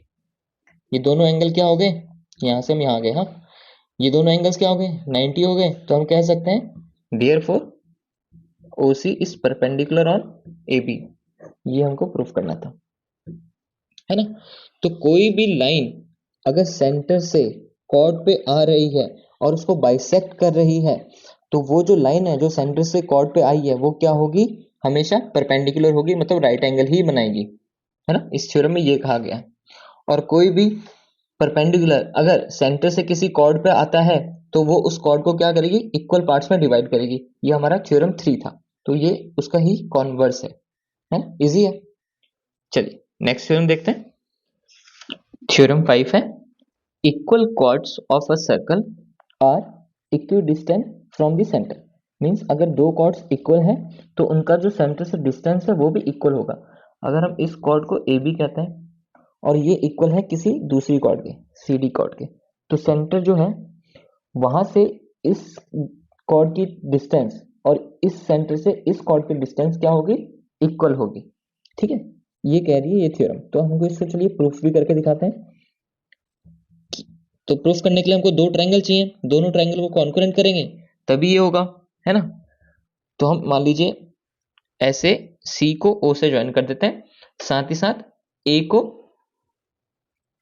भी हम ज्वाइन कर देते हैं ओ से, ठीक है, कुछ यूं, ठीक है। अब देखिए आपको दो ट्रायंगल दिख गए। अच्छा, और डिस्टेंस है, आपको पता है डिस्टेंस है तो ये तो 90 ही होगा, स्ट्रेट डिस्टेंस तो एक परपेंडिकुलर ही होगा ना, डिस्टेंस है स्ट्रेट ही होगा। अब ऐसे डिस्टेंस तो हो नहीं सकता ऐसे, तो ये 90 डिग्री भी है। अब इन दोनों ट्रायंगल को देखिए कॉन्ग्रुएंट आप कैसे कर सकते हैं, ये 90 डिग्री है, ये और ये इक्वली है, तो इन दोनों का हाफ भी इक्वल ही होगा। अगर ए बी इक्वल से, अगर मैं कहूँ ए बी इक्वल है सी डी के, तो हमने यूक्लिड ज्योमेट्री पढ़ा था, कोई दो चीज इक्वल होती है तो उनके हाफ भी क्या होते हैं, इक्वल होते हैं। इन दोनों के हाफ भी इक्वल ही होंगे। अच्छा, अब हम इन पॉइंट्स का नाम भी दे देते हैं कुछ एम, और इसका एन दे देते हैं, चलिए। तो ए बी का हाफ क्या हो गया, ए एम हो गया, और सी डी का हाफ क्या होगा, सी एन भी लिख सकते हैं हम। अब हम ये क्यों लिख रहे हैं, क्योंकि हमको ये दो ट्रायंगल में चाहिए ना, तो ये भी इसके इक्वल हो गया, है ना। और देखिए ओ ए क्या रेडियस है, तो ये रेडियस है, ये इस सर्कल का ये भी रेडियस है, तो ये तो दोनों इक्वल होंगे। तो आर एच एस, है ना, आर एच एस से क्या होगा, ये दोनों ट्रायंगल कॉन्करेंट हो गए, तो इनकी जो ये साइड है ये भी इक्वल होगी, तो ओ एम और ओ एन भी इक्वल होगा। हमको यही प्रूफ करना था, है ना। तो हम देखिए कैसे लिख सकते हैं, हम गिवन में लिख सकते हैं कि two chords A B and C D are equal, two chords A B and C D are equal, ये दोनों इक्वल है, ठीक है। हमको प्रूफ क्या करना है, हमको प्रूफ करना है कि जो इनका डिस्टेंस है सेंटर से वो भी क्या होगा, इक्वल होगा, मींस ओ एम और ओ एन भी इक्वल होगा, ठीक है। प्रूफ में क्या किया, पहले हमको दो ट्रायंगल चाहिए तो हमने ज्वाइन कर दिया ओ ए को और साथ ही साथ ओ सी को, है ना। अब दो ट्रायंगल की बात करेंगे, इन ट्रायंगल ओ एम ही लिख लेते हैं और ट्रायंगल ओ एन सी लिख लेते हैं, है ना। इन दोनों ट्रायंगल की बात करते हैं। अब इन दोनों ट्रायंगल में एंगल एम और एंगल एन क्या है, 90 डिग्री है। इसमें एंगल एम, इसमें एंगल एन, ईच 90 लिख सकते हैं, है ना। अब हाइपोटेन्यूज क्या है, ओ A, O A equals to O सी, ये क्या है, रेडियस ऑफ सेम सर्कल,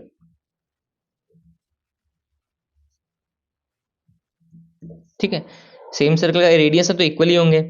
और दूसरी तीसरी चीज हमको साइड चाहिए, और ए एम और सी एन तो इक्वल ही है, A M equals to C N, ठीक है। इसमें लिख सकते हैं, देखिए हमको पता है ए बी और सी डी इक्वल दिया है, तो इनके हाफ्स भी क्या होंगे, इक्वल ही होंगे, है ना।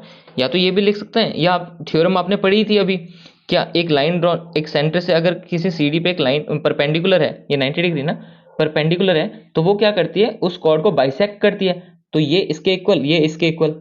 और जब ए बी सी डी के इक्वल है तो ऑब्वियसली सी एन और ए एम भी इक्वल होंगे। आप उस एंगल से भी आप सोच सकते हैं, है ना। और ये भी एक तरीका है। Now therefore triangle O M A is concurrent to triangle O N C, है ना। अगर ये दोनों ट्रायंगल कॉन्करेंट हो गए बाय आर एच एस, है ना, कॉन्करेंस रूल। अब देखिए ओ एम और ओ एन साथ में लिख रहे हैं, तो बाय सीपीसीटी, सीपीसीटी से क्या क्या कह सकते हैं, ओ एम और ओ एन भी क्या होंगे, इक्वल होंगे। और यही हमको प्रूफ करना था कि सेंटर से अगर दो कोई इक्वल कॉर्ड हैं किसी सर्कल में, और सेंटर से उनका जो डिस्टेंस है वो भी क्या होगा, इक्वल ही होगा। तो ये बात हमको याद रखनी है कि दो इक्वल कॉर्ड्स का डिस्टेंस सेंटर से इक्वल ही होता है, ठीक है।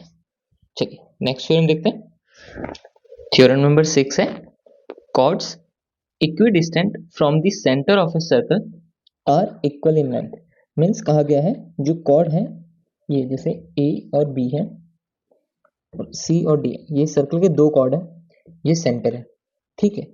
अब अगर ये इक्वल है, chords equidistance from the centre of a circle, इनका जो डिस्टेंस है ये एम है, सेंटर से कॉर्ड का अगर ये इक्वल है ना, आर इक्वल, तो जो कॉर्ड्स होंगी वो भी इक्वल होंगी। हमको ये कहा गया अगर इनका डिस्टेंस सेंटर से कॉर्ड का इक्वल दिया है तो उनका कॉर्ड का जो लेंथ है वो भी इक्वल होगा। तो ये थ्योरम 5 का बेसिकली कन्वर्स है ना। तो इसमें हम क्या करेंगे, अगर हमको ये प्रूफ करना है कि ए बी और ये, तो हम एक बार इसमें दो ट्रायंगल बनाएंगे जिसको हम कॉन्करेंट कर देंगे, तो उसके थ्रू ये हो सकता है। ठीक है, हम OC और OA को ज्वाइन कर देंगे। तो ज्वाइन करने का फायदा क्या? अच्छा, अगर ये 90 है ना, तो अगर ये 90 है, देखिए 90 RH OA OC रेडियस है, दोनों इक्वल ही होंगे। साइड आपको ये साइड, एक साइड चाहिए, ये दोनों साइड इक्वल दी है, तो RHS से दोनों कॉन्करेंट हो गए, मीन्स AM और CN इक्वल है। तो चलिए पहले इतना ही कर लेते हैं। हम गिवन में लिखते हैं कि डिस्टेंस कॉर्ड्स इक्विडिस्टेंस है ना, chords equidistance from the centre of a circle are equal. ठीक है, तो हम कैसे लिखेंगे कि OM और ON क्या है, इक्वल हमको गिवन है। हमको प्रूफ क्या करना है, हमको प्रूफ करना है कि जो कॉर्ड्स हैं सर्कल की वो भी क्या होंगी, इक्वल होंगी। तो हमको AB को इक्वल करना है CD के। ठीक है, अब हम प्रूफ में क्या करेंगे, सबसे पहले तो हम दो ट्रायंगल बनाएंगे। दो ट्रायंगल बनाने के लिए हमको ज्वाइन करना पड़ेगा OA एंड OC। हमने OA और OC को ज्वाइन कर दिया, इससे हमको दो ट्रायंगल मिल गए। अब बात करते हैं इन ट्रायंगल्स की।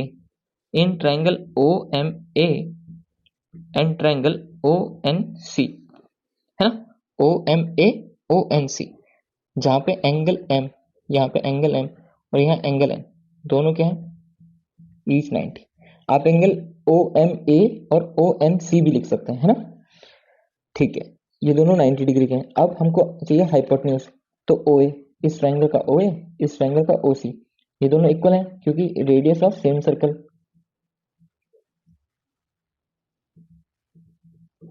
अब हमको एक साइड चाहिए, तो OM और ON तो गिवन ही है, ये क्या है, गिवन है। तो RHS से ये दोनों ट्रायंगल क्या हो गए, कॉन्करेंट हो गए। OM है concurrent to triangle ONC by RHS concurrence rule, है ना। अगर ये दोनों कॉन्करेंट हो गए तो CPCT से इनके अदर पार्ट्स भी क्या होंगे, कॉरस्पॉन्डिंग पार्ट्स इक्वल हो जाएंगे। तो देखिए MA equals to NC means AM equals to CN, है ना। ये आ गया हमारा कि AM इक्वल्स टू CN। ठीक है, अब देखिए AM और CN बेसिकली क्या है, AB के हाफ है ना। AB का हाफ AM है और CD का हाफ, तो AM के बदले हम क्या लिख सकते हैं, हाफ ऑफ AB भी लिख सकते हैं, और CN को हम क्या लिख सकते हैं, हाफ ऑफ CD भी लिख सकते हैं। क्यों लिख सकते हैं, देखिए क्योंकि सेंटर से परपेंडिकुलर जो जाता है किसी कॉर्ड पे, तो वो कॉर्ड्स को क्या करता है, इक्वल पार्ट्स में डिवाइड करता है। हमने थ्योरम पढ़ी थी, थर्ड थ्योरम, जिसमें क्या किया था, परपेंडिकुलर थ्योरम थी में क्या किया था, बिकॉज हम ऐसे लिख सकते हैं, because perpendicular from the centre bisects the chord. Chord को क्या करता है, बाइसेक्ट करता है, मींस इक्वल पार्ट्स में डिवाइड करता है। तो हम इसका AM को हम हाफ ऑफ AB भी लिख सकते हैं और CN को हाफ ऑफ CD भी लिख सकते हैं, है ना। तो देयरफॉर इस हाफ से जब ये हाफ कैंसिल हो जाएगा तो क्या बचेगा, AB, और यहां क्या बचेगा, CD, है ना। तो हम AB और CD को हमको प्रूफ करना था कि ये दोनों इक्वल होते हैं। आप इसके बदले देखिए ये भी लिख सकते हैं, AM और MB भी इक्वल है, तो AM प्लस MB क्या हो जाएगा, AB हो जाएगा, है ना, क्योंकि ये दोनों इक्वल है। ये 5 तो ये भी 10, और ये 5 है तो ये भी 5 है, ये 5 तो ये भी 10, है ना। तो AB और CD वैसे भी आप 10 कर सकते हैं, मतलब इक्वल कर सकते हैं, और यहां से भी आप इक्वल कर सकते हैं, है ना। इजी थ्योरम है। चलिए अब जो थ्योरम 7 है वो काफी इंटरेस्टिंग है, उसको करते हैं। थ्योरम नंबर 7 है, बहुत इंपॉर्टेंट थ्योरम है एंड इंटरेस्टिंग थ्योरम है। इस थ्योरम से काफी क्वेश्चन आपके सॉल्व होंगे, तो काफी क्वेश्चन से यही थ्योरम आपकी अप्लाई भी होगी, है ना। तो इंपॉर्टेंट थ्योरम है, एग्जाम में भी आ सकती है। तो देखिए क्या है theorem, the angle subtended bye an arc eight the centre. ठीक है, एक एंगल जो इस आर्क ने सेंटर में बनाया है, फॉर्म किया है, वो क्या होता है, is double the angle subtended by it at any point on the remaining parts of the circle. Means एक ये आर्क है, देखिए इसको हम नाम दे देते हैं PQ, है ना, इसको A दे देते हैं, ये O है। अब PQ जो आर्क है इसने एक सेंटर पे जो एंगल बनाया है ना, वो हमेशा क्या होगा, देखिए the angle subtended bye an arc eight the centre, PQ arc ने सेंटर पे जो सेंटर बनाया वो क्या होगा, इस डबल होगा, मीन्स ये क्या होगा, हमेशा डबल होगा। फॉर एग्जाम्पल ये डबल होगा किसका, इस एंगल का, है ना। The angle subtended by it at any point on the remaining part of the circle, means इस पॉइंट से रिमेनिंग पार्ट कोई भी होगा, चाहे ये हो, चाहे यहां कहीं हो, है ना, चाहे यहां कहीं हो, किसी भी पॉइंट पे अगर दूसरा एंगल जो बनेगा वो क्या होगा, उस एंगल का ये एंगल क्या होगा, डबल होगा। ठीक है, तो एक फिगर तो ऐसा बन सकता है ना, PQ एक ऐसी आर्क हो सकती है, एक आर्क बिल्कुल ऐसी हो सकती है ना, एक PQ एक ये ऐसे हो सकता है, यहाँ पे सेंटर O ये रहा, यहाँ पे एक आर्क क्या हो सकती है, इतनी बड़ी हो सकती है, डायमीटर से भी बड़ी हो सकती है ना। तो तीन आर्क हो सकते हैं, ये क्या होगी, देखिए माइनर आर्क, ये क्या होगी, सेमी सर्कल बना दिया, दो इक्वल है डायमीटर पे है क्योंकि, अब ये आर्क क्या होगी, एक मेजर आर्क होगी, तो तीन आर्क हो सकती हैं। तो ये जो एंगल होगा ये हमेशा 2x होगा इस एंगल के, है ना, इस एंगल का हमेशा ये 2x होगा। ऐसी फिगर में भी ये जो एंगल होगा ये हमेशा ये OX, ये क्या होगा, ट्वाइस होगा इस एंगल का, है ना, अगर ये x है तो ये 2x होगा। तो तीन कंडीशन हो सकती है। अब देखिए यहाँ पे आपको दिख रहा है POQ, तो एक स्ट्रेट लाइन है, मीन्स ये तो हमेशा 180 रहेगा, है ना। अगर ये 180 है तो ये क्या होगा, 90 होगा, है ना, 90 है तभी तो ट्वाइस 180 होगा, है ना।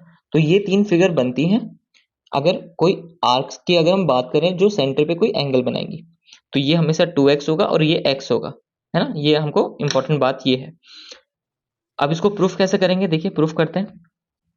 पहले तो हम लिखेंगे हमको गिवन क्या क्या है ना, गिवन में हमको क्या लिखा है, तो OP और OQQ, आपको क्या दिख रहा है, OP और OQ क्या है, एक रेडियस ही है सेंटर से ना, ऑन द सर्कल कोई पॉइंट है, तो OP एंड OQ, और ये देखिए तीनों सर्कल में अप्लाई हो रहा है, OQ OP, यहाँ से OP OQ क्या है, रेडियस है, तो तीनों सर्कल को आप देख सकते हैं।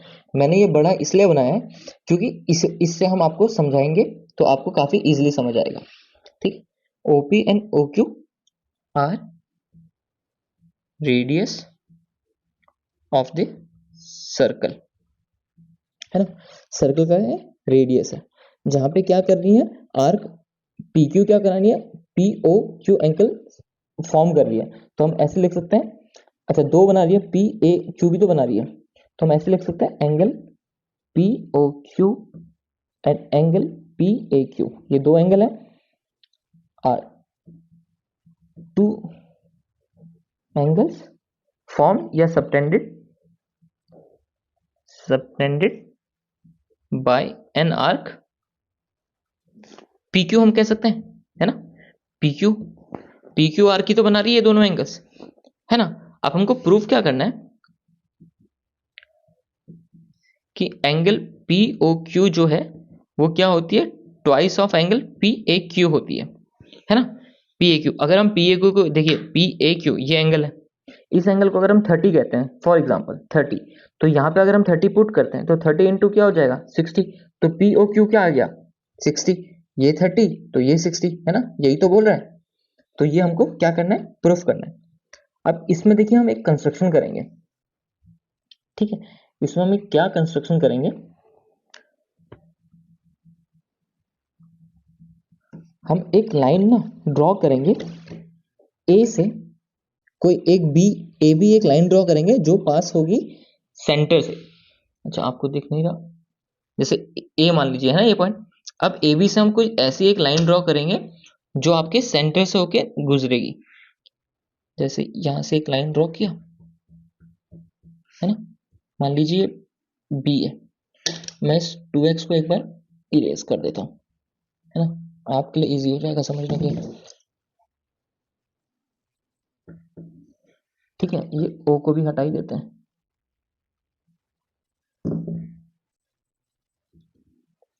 ओ इधर रख लेते हैं, ठीक है, ये एक पॉइंट है बी, ठीक है, तो हमने क्या किया, एक ए बी एक लाइन ड्रॉ करी जो कि सेंटर से होके गुजर रही है, तो हम क्या करेंगे, draw a line A B which passes through the center of the circle, ठीक है, सेंटर ऑफ द सर्कल लिख सकते हैं। ठीक है, अब इससे क्या हुआ देखिए, इस x को भी एक बार हम मिटा देते हैं, है ना। तो देखिए इससे क्या हुआ, दो ट्रायंगल हमको मिल गए, ओ ए पी और ए ओ पी और ए ओ क्यू, है ना। देखिए यहाँ पे बना देता हूँ आपके लिए, ये कुछ ऐसे ट्रायंगल मिला, है ना, ऐसे दो ट्रायंगल मिल गया हमको, ये ए है, ये ओ है, और ये क्यू है, और ये पी है ना। और हमने एक्सटेंड किया यहाँ बी तक, यहाँ भी एक्सटेंड किया बी तक। अब देखिए आपको दो ट्रायंगल दिख रहे हैं और एक ये लाइन दिख रही है जो इस ट्रायंगल के बाहर जा रही है। तो ये जो एंगल है, ये देखिए, ये दोनों क्या है, इन ट्रायंगल के लिए एक्सटीरियर एंगल है ना। और आपको पता है एक्सटीरियर एंगल का सम मतलब ट्रायंगल के अपोजिट इंटीरियर एंगल्स, दो एंगल्स के इक्वल होता है। मींस ये दोनों एंगल्स के ये इक्वल होता है इन दोनों के सम के, है ना। ये दोनों एंगल का अगर हम ऐड करेंगे तो वो इक्वल होता है इसके, एक्सटीरियर एंगल थ्योरम यही कहती है। तो वैसे ही इस एंगल का सम क्या होगा, इक्वल होगा इन दोनों एंगल का सम। तो हम देखिए इसी थ्योरम से हम प्रूफ करेंगे कि ये इसका ट्वाइस होता है। ठीक है, अब इसकी हम नेमिंग कर लेते हैं, जैसे इसको 1 कह देते हैं, इसको 2 कह देते हैं, और इस एंगल को 3 कह देते हैं। ठीक है, अब इसको 4 कह देते हैं, इस एंगल को 5 कह देते हैं, और इस एंगल को हम 6 कह देते हैं। ठीक है, एंगल 1 हो गया आपका पी ए ओ, ये एंगल है ना, ये इस एंगल की बात करें हम, ये एंगल 1, ये एंगल 2, ये एंगल 3, ये एंगल 4, ये एंगल 5, ये एंगल 6। ठीक है, तो ये आपके एंगल्स बन गए।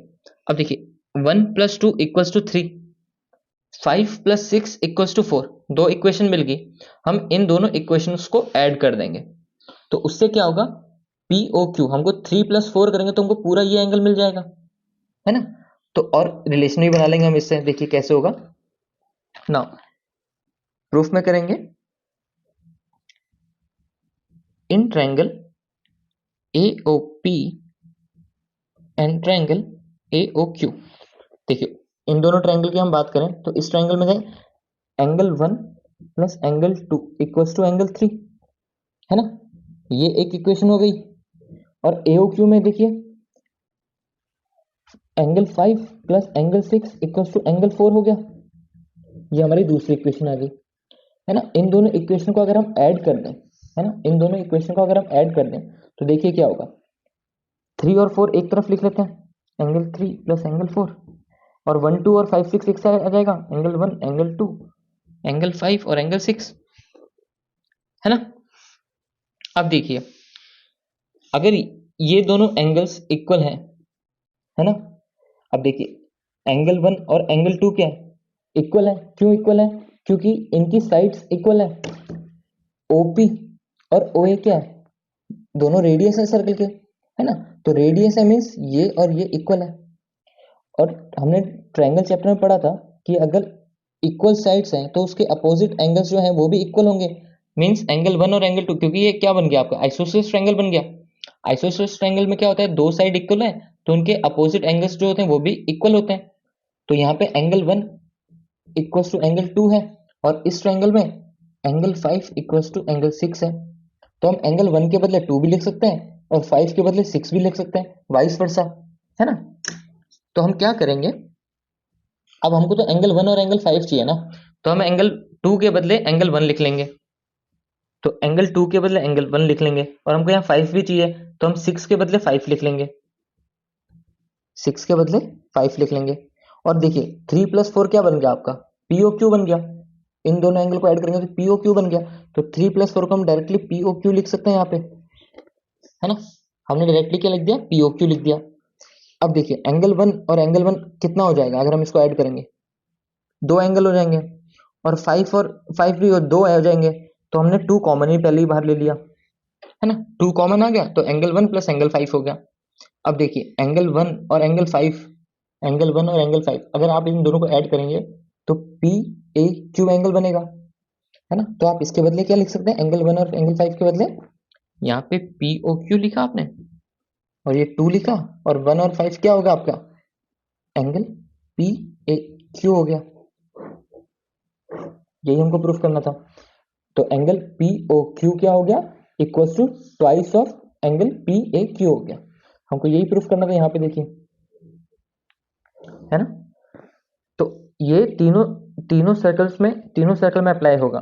तो angle P O Q equals to twice of P A Q हो गया। यहां पर भी P O Q equals to twice of P A Q हो गया, है ना। कैसे किया हमने, दो ट्रायंगल बनाए, एक्सटीरियर एंगल का हमने थ्योरम यूज किया। तो यहाँ पे जो 1 + 2 और 3 हमने लिखा है, जहां पे हम ब्रैकेट में एक्सटीरियर थ्योरम भी लिख सकते हैं, एक्सटीरियर थ्योरम भी आप इसको ब्रैकेट में लिख सकते हैं। ट्रायंगल की एक्सटीरियर थ्योरम को भी ये स्टेट करती है ना। तो हमको दो इक्वेशन मिली, हमने उन दोनों इक्वेशन को ऐड कर दिया। ऐड करने से हमको क्या मिला, पीओक्यू एंगल मिल गया। और यहाँ पे अगर ये दोनों साइड्स इक्वल है ना, आइसोसेलेस ट्रायंगल है, ये दोनों ट्रायंगल आइसोसेलेस थे, तो इनके अपोजिट एंगल्स जो होंगे वो भी इक्वल होंगे। तो हमने 2 के बदले 1 लिख दिया, 6 के बदले 5 लिख दिया।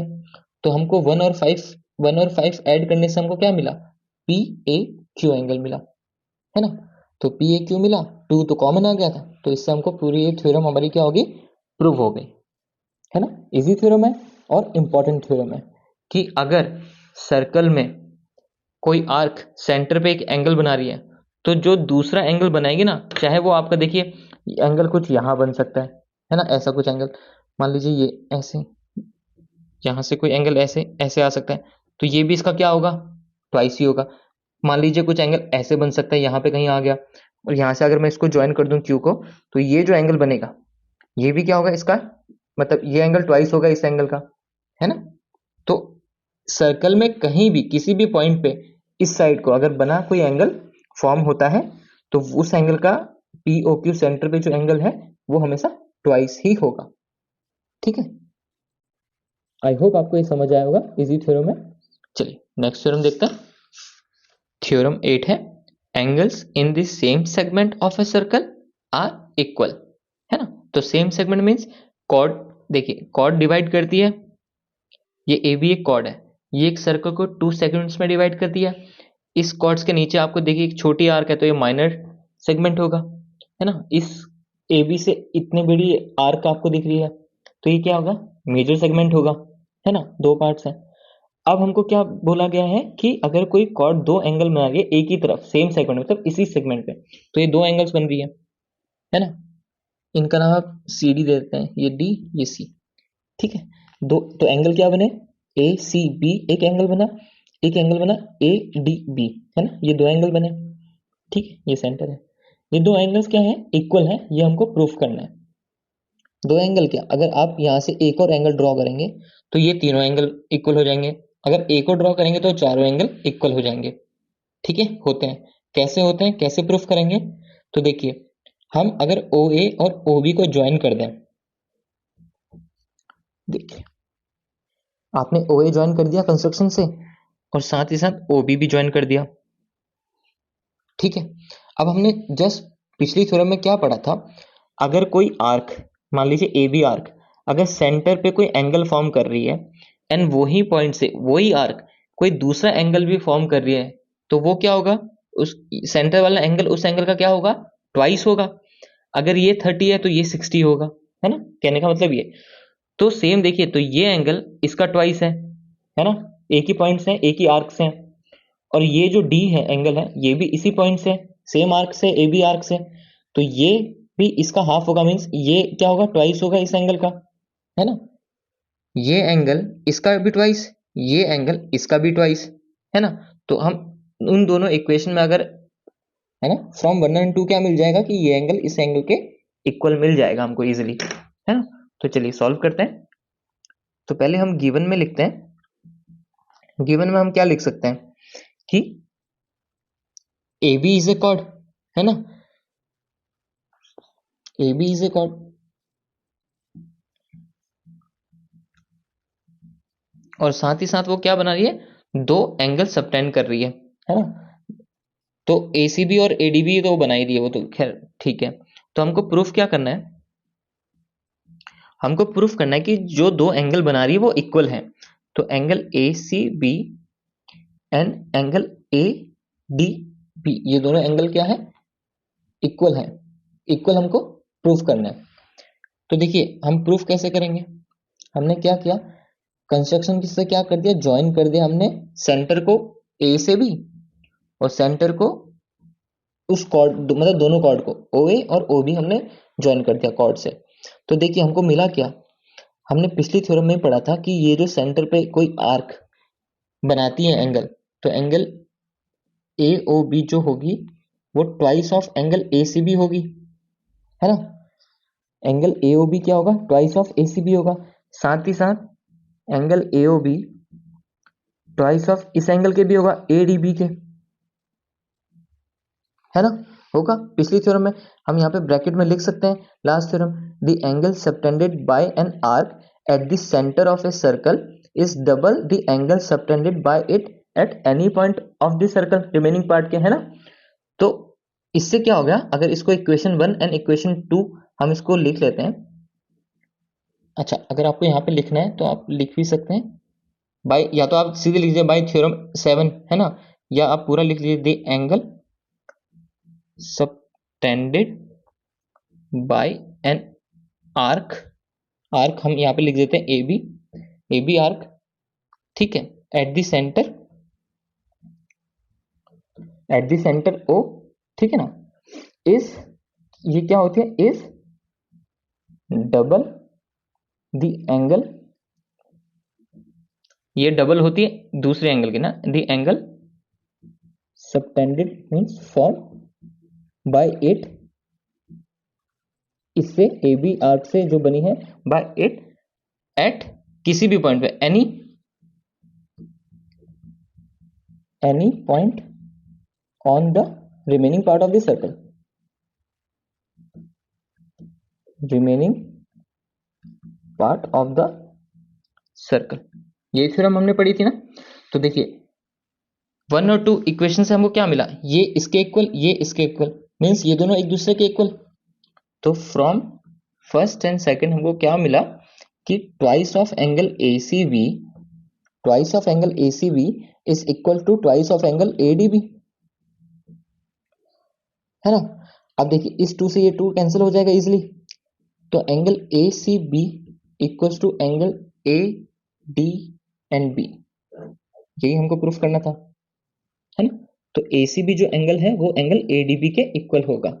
साथ ही साथ अगर हम बोले, देखिए अगर यहाँ पे कोई पॉइंट है, अगर हम इस एंगल को भी ज्वाइन कर दें, है ना, तो ये एंगल भी जो बनेगा वो इन एंगल्स के इक्वल ही होगा। अगर आप इसको एग्जाम्पल ई आप नाम दे दीजिए, आप एक एंगल और बना सकते हैं, तो ये सारे एंगल अगर सेम सेगमेंट में बने हैं, सर्कल के सेम सेगमेंट में बने हैं, तो वो इक्वल ही होंगे, है ना। इजी थ्योरम है, इंपॉर्टेंट थ्योरम है। चलिए नेक्स्ट थ्योरम देखते हैं।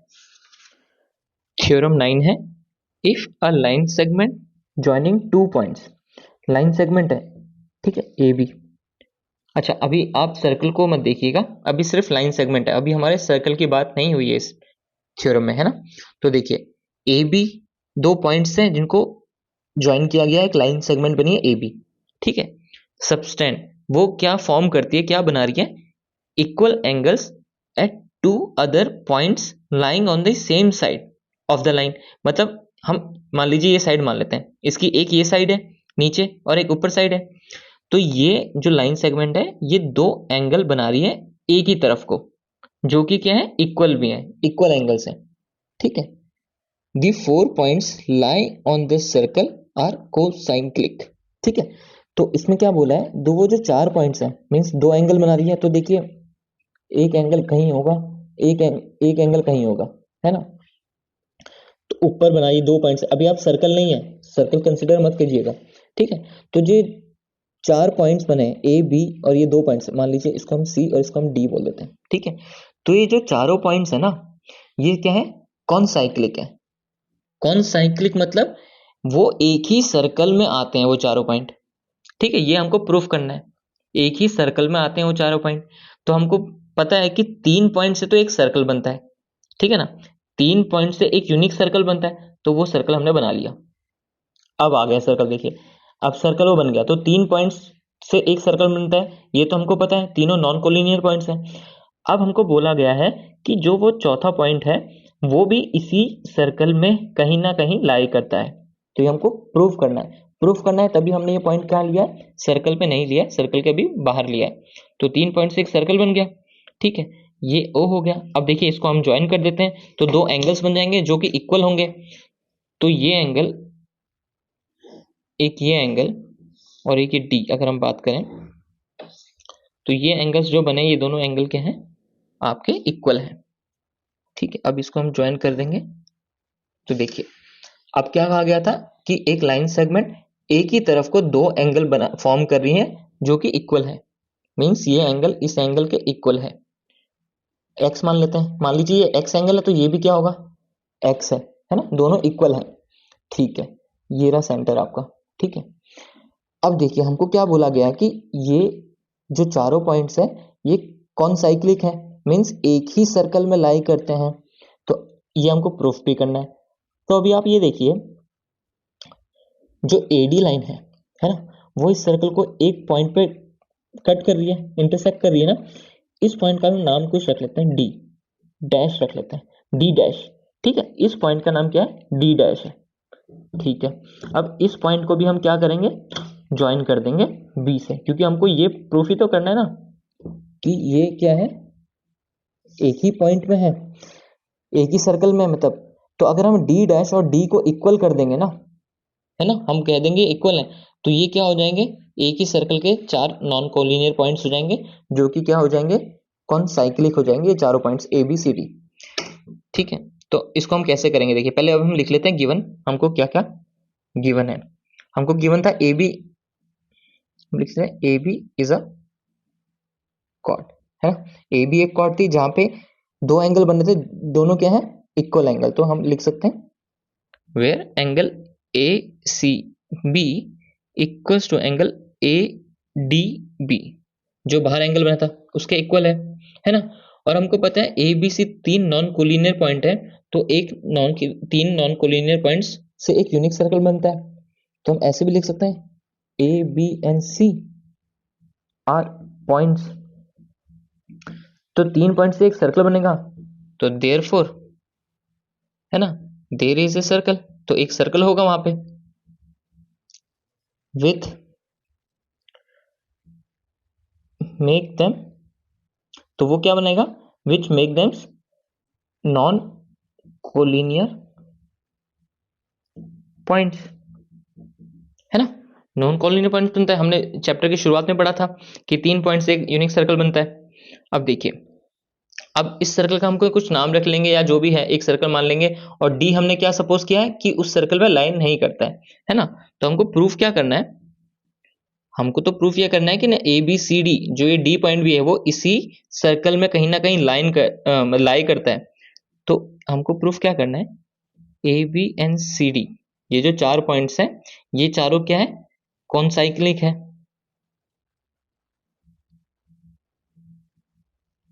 कौन साइक्लिक है या नॉन कोलिनियर पॉइंट्स है ना, जो साथ में नहीं है, मतलब एक सीरीज में नहीं है। ठीक है, तो प्रूफ कैसे करेंगे, देखिए प्रूफ कैसे करेंगे, हमको पता है हमने क्या किया, एडी जो एक लाइन दिख रही है, एडी एक लाइन जो दिख रही है वो एक सर्कल को इंटरसेक्ट कर रही है, तो उसका हमने नाम क्या रख दिया, डी डैश। तो हम सबसे पहले ये लिखेंगे कि AD is a line, AD is a line segment which intersect this circle, circle को इंटरसेक्ट कर रही है एट पॉइंट डी डैश। हमने उस पॉइंट का नाम क्या रख दिया, डी डैश रख दिया। और डी डैश को हमने क्या कर दिया, एंड डी डैश को हमने ज्वाइन कर दिया बी से, तो डी डैश बी एक लाइन हमने, है ना, एक कंस्ट्रक्ट कर ली, बन गई। अब देखिए हमको क्वेश्चन में गिवन है ये एंगल इस एंगल के इक्वल है, angle A C B equal है एंगल ए डी बी के, है ना। ये तो इक्वल है, हमको पता ही है, इसको हम इक्वेशन 1 कह देते हैं।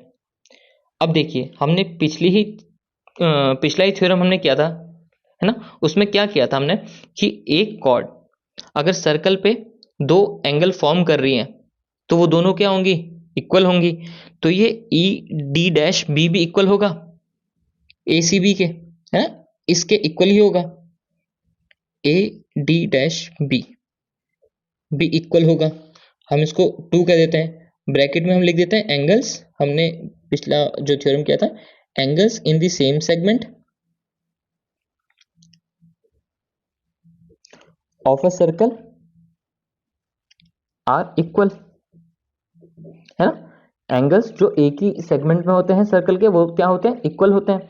तो उसी के हिसाब से A C B A D dash B के इक्वल हो गया इस एंगल के, है ना। तो ये भी क्या हो गया, ये भी एक्स ही हो गया। तो देखिए, तो अब अगर हम इक्वेशन 1 एंड 2 की बात करें, फ्रॉम फर्स्ट एंड सेकेंड हमको क्या पता चला कि ए डी डैश बी भी ए डी डैश बी के इक्वल है। A D B is equal to A D dash B, है ना।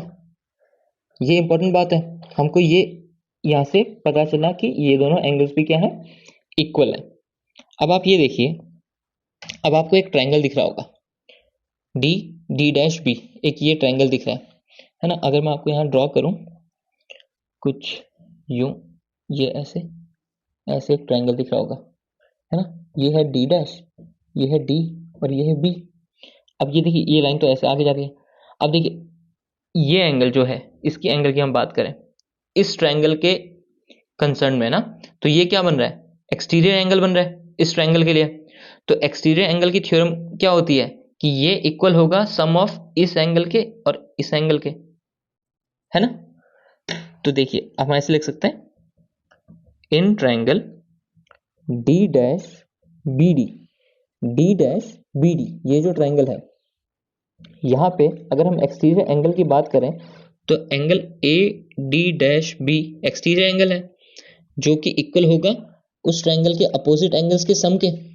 तो हम ऐसे भी लिख सकते हैं ए डी बी, एक तो ये एंगल हो गया ए डी बी और एक एंगल क्या हो गया, ये बी हो गया।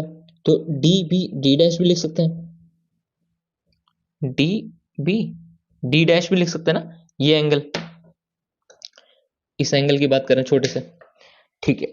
अब देखिए बाय एक्सटीरियर एंगल थ्योरम हम लिख सकते हैं यहाँ पे, एक्सटीरियर एंगल थ्योरम की वजह से ये हुआ, ये स्टेटमेंट आई। अब देखिए हमको पता है जो ए डी बी है वो ए डी डैश बी के इक्वल है। ये देखिए यहाँ पे हमने निकाला, इसको हम 3 बोल देते हैं। तो फ्रॉम 3 हम क्या लिख सकते हैं कि ए डी डैश बी, तो ए डी बी के बदले हम क्या लिख सकते हैं, ए डी बी के बदले ए डी डैश बी लिख सकते हैं। तो हमने इसको ये लिख दिया, ब्रैकेट में फ्रॉम 3 आप लिख सकते हैं, फ्रॉम इक्वेशन 3। तो देखिए इक्वेशन 3 से हमको ये मिला कि ये दोनों इक्वल है। अब देखिए ये इससे कैंसिल भी तो हो सकता है, फिर जब ये इस तरफ जाएगा माइनस हो जाएगा, ये दोनों कैंसिल हो जाएंगे, तो यहाँ पे क्या बचेगा 0, और यहाँ पे क्या बचेगा इस तरफ सिर्फ डी बी डी डैश बचेगा, है ना।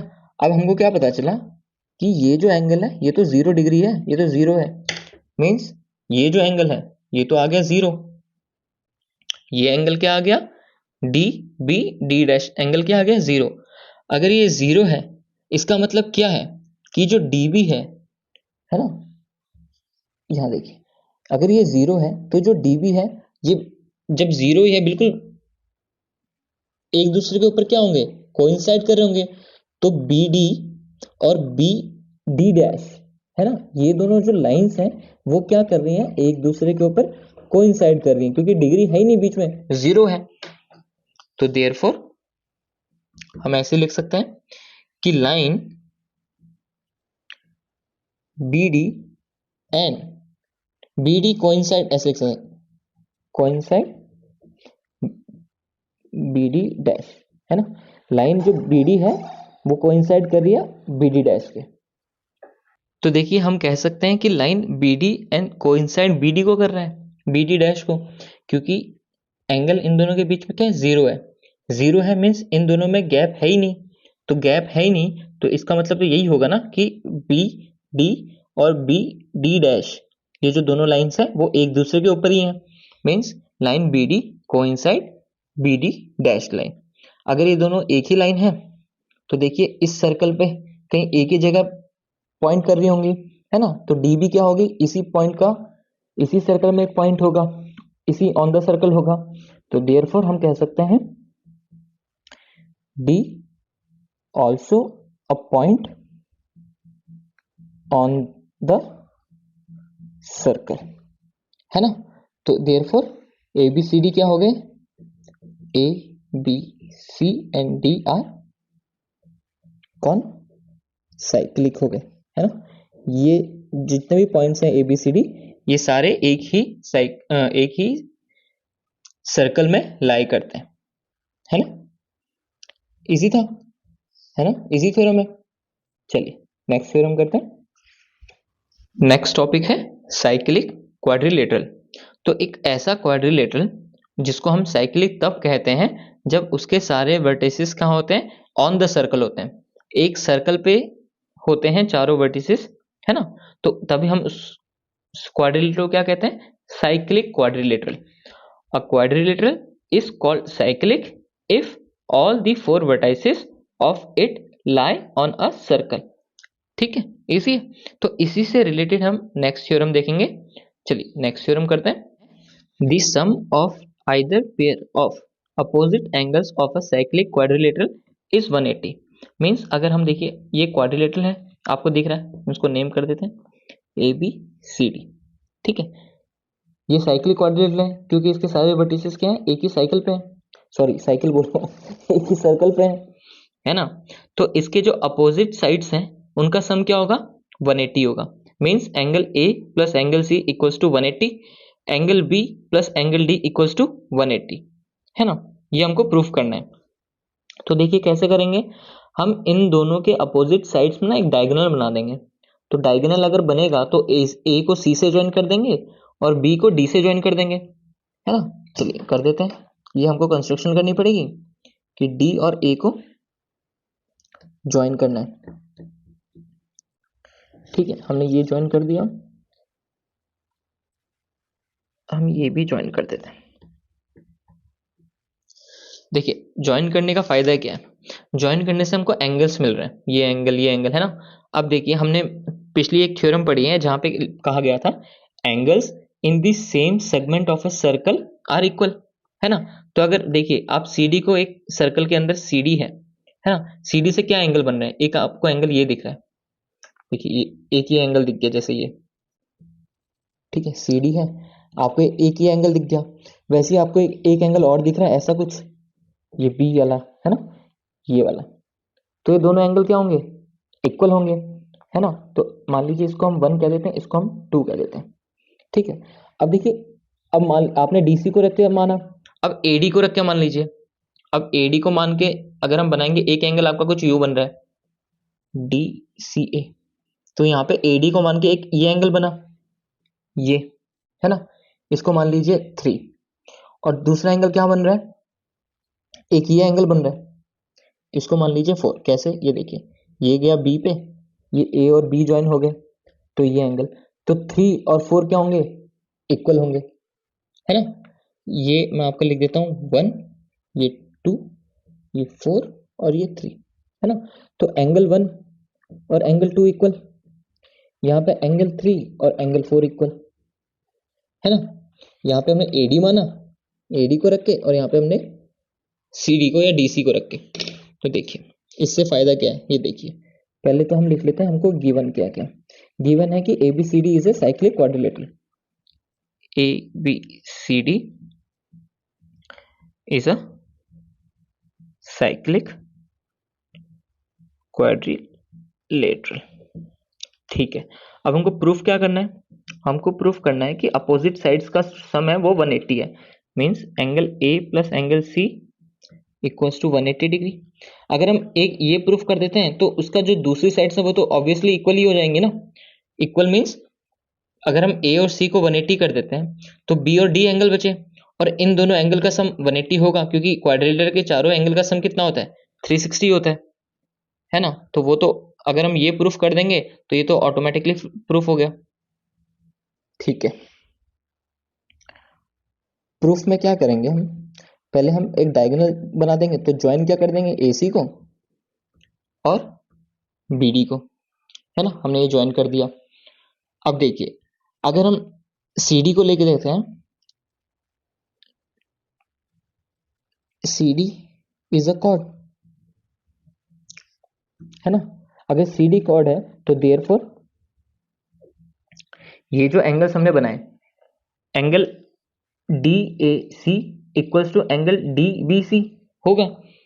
एंगल 1 इक्वल्स टू एंगल 2 लिख लेते हैं, इजी होगा समझने में। एंगल 1 और इसके ब्रैकेट में हम क्या लिख सकते हैं, angles in the same segment of a circle are equal of a circle are equal, है ना। ये एक थ्योरम थी। तो ऐसे ही एक बार AD को लेके दीजिए, AD is a chord, therefore AD chord है तो एंगल 4 और एंगल 3 भी क्या हो गया, आपका इक्वल हो गया। तो एंगल 3 इक्वल्स टू एंगल 4, है ना, ये भी इक्वल हो गया। तो इसमें भी आप यही लिख देंगे, यही स्टेटमेंट आप कॉपी कर देंगे जो ऊपर हमने लिखी, angles in the same segment of a circle are equal. अब देखिए अगर इसको हम फर्स्ट और सेकंड मान लेते हैं ना, इस इक्वेशन को आप फर्स्ट कह दीजिए, इस इक्वेशन को आप सेकंड कह दीजिए, इन दोनों को ऐड कर दीजिए। इनको ऐड करने से क्या होगा, add equation first and second. तो देखिए एंगल 1 प्लस एंगल 3 हो गया और उधर एंगल 2 प्लस एंगल 4 हो गया, है ना। अब देखिए 2 प्लस 4 2 प्लस 4 2 प्लस 4 ये पूरा तो एंगल बी बन गया, है ना। तो हम angle 1 plus angle 3 equals to angle B भी लिख सकते हैं, ये तो पूरा एंगल बी बन गया। अब देखिए एंगल 1 और एंगल 3 आपको दिख रहा होगा, एंगल 1 और एंगल 3, एंगल 1 और एंगल 3 आपको एक ट्रायंगल में दिख रहा है ADC में। यहां देखिए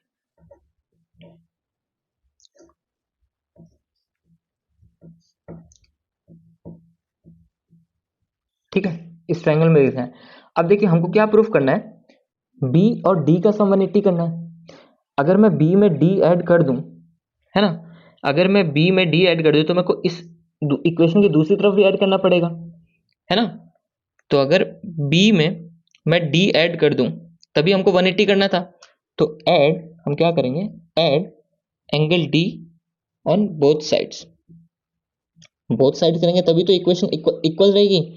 तो इक्वेशन इक्वल रहेगी तो angle 1 plus angle 3 plus angle D हो जाएगा, और ये हो गया angle B plus angle D, है ना। हमने D दोनों इस इक्वेशन में दोनों तरफ ऐड कर दी। अब देखिए B और D तो हमको चाहिए, पर इक्वल्स टू में क्या चाहिए, 180 चाहिए। तो देखिए अब ADC ट्रायंगल में एंगल 1 एंगल 3 और एंगल D, है ना, ये एंगल D, अगर एक ट्रायंगल में तीनों एंगल का सम कितना होता है, 180 होता है। तो इसके बदले हम 180 लिख सकते हैं, है ना। तो ये किसके इक्वल्स हो गए, एंगल B और एंगल D के। यही हमको प्रूफ करना था, है ना। इसके बदले में हम यहाँ पे ब्रैकेट में लिख सकते हैं angles sum property, angle sum property पता ट्रायंगल की पता है आपको, है ना, उसके थ्रू ये इन तीनों का सम 180 हो गया। ठीक है, ये प्रूफ हो गया। अब देखिए अगर आपको A और C को भी प्रूफ करना है तो देखिए आप कैसे कर सकते हैं, आप लिखेंगे क्वाड्रिलेटरल का सम क्या होता है, angle A plus B plus C plus D equal to 360 होता है। जहां पे B और D का वैल्यू आपको 180 दी है, तो B और D के बदले आप क्या लिख लेंगे, 180, और बचेगा क्या, A और C बचेगा इस तरफ, उस तरफ 360 है। जब यहाँ का 180 B और D के बदले जो 180 है वो उस तरफ जाएगा, तो 360 से वैसे माइनस हो जाएगा, 360 से 180 माइनस किया तो 180 बचा, और लेफ्ट हैंड क्या साइड क्या बचेगा, B और D का 180 तो उधर चला गया, तो इस तरफ बचेगा A और C, तो A plus C equal to 180 भी आ जाएगा, है ना। तो वैसे भी आप प्रूफ कर सकते हैं उसको। तो इस थ्योरम में क्या पता चला हमें, the sum of either pair of opposite angles of a cyclic quadrilateral is 180 degree, है ना। साइक्लिक क्वाड्रिलेटरल है तो उन दोनों का अपोजिट एंगल्स का सम कितना होगा, 180 होगा। ठीक है, इजी थी। चलिए नेक्स्ट थ्योरम करते हैं। थ्योरम 11 है, if the sum of a pair of opposite angles of a quadrilateral is 180, the quadrilateral is cyclic. Means अगर A plus C, angle A plus angle C 180 है, एंड तो ये क्या होगा, एक साइक्लिक क्वाड्रिलेटरल ही होगा। ये हमको प्रूफ करना है। तो ये जस्ट लास्ट थ्योरम जो थी हमारी 10 उसका कॉन्वर्स है। यहाँ पे हमको क्या दिया है कि एंगल ए और एंगल सी ऑलरेडी 180 है ना। तो हमको प्रूफ करना है कि ये जो पॉइंट्स हैं ए बी सी डी ये एक ही सर्कल में लाई करेंगे, है ना। तब एक ही सर्कल में लाई करेंगे अगर ये चारों पॉइंट्स, तभी तो ये साइक्लिक क्वाड्रिलेटरल बनेगा, है ना। अब देखिए इसमें दो कंडीशन हो सकती है, आपको पता है। देखिए 3 पॉइंट से सर्कल बनता है ये आपको पता है। ए बी सी एक पॉइंट होगा, जैसे मान लीजिए ए बी सी पॉइंट है ना। इससे आप सर्कल बना सकते हैं। आप कंपास को एक बार इस पॉइंट पे रखेंगे, यहाँ से एक आर्क आएगा, यहाँ से एक आर्क आएगा। कंपास को आप यहाँ रखेंगे तो एक आर्क मारेंगे तो यहाँ से एक यूं आर्क आएगा, एक यूं आर्क आएगा। आप इसको ज्वाइन कर देंगे, है ना। अब आप अभी आपने ये 2 पॉइंट से किया, अब आप इन 2 पॉइंट से करेंगे। तो आप इस पॉइंट से अगर रखेंगे एक आर्क ऐसे बनेगा, एक यहाँ बनेगा। इससे करेंगे कुछ यूं बनेगा, कुछ यूं बनेगा, है ना। इससे भी एक लाइन ज्वाइन कर देंगे, इसको और इसको ज्वाइन कर देंगे। तो कहीं ना कहीं ये दोनों लाइंस इंटरसेक्ट करेंगी। मान लीजिए यहाँ पे इंटरसेक्ट कर रही हैं, है ना।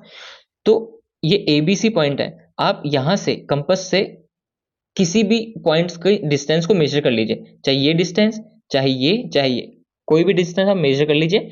और इसको सेंटर मान के, जहां पे ये इंटरसेक्ट हुए थे उसको सेंटर मान के अगर आप सर्कल ड्रॉ करेंगे ना, तो ये तीनों पॉइंट ना कनेक्ट हो जाएंगे। ये तीनों पॉइंट ऐसे कनेक्ट होकर एक सर्कल बनाएंगे, ठीक है। तो हमको इतना तो पता है कि 3 पॉइंट से एक सर्कल बनता है ना। तो जो चौथा पॉइंट है या तो वो सर्कल के अंदर होगा या तो इस सर्कल के बाहर होगा। दो ही केस हो सकते हैं, दो ही कंडीशन हो सकती हैं। या तो वो फोर्थ पॉइंट या तो इधर होगा या तो इधर होगा। हमको प्रूफ तो करना है कि वो सेंटर में होगा, ये तो प्रूफ करना है। पर हम मान लेते हैं या तो अंदर होगा या तो बाहर होगा, दो ही केस होंगे, है ना।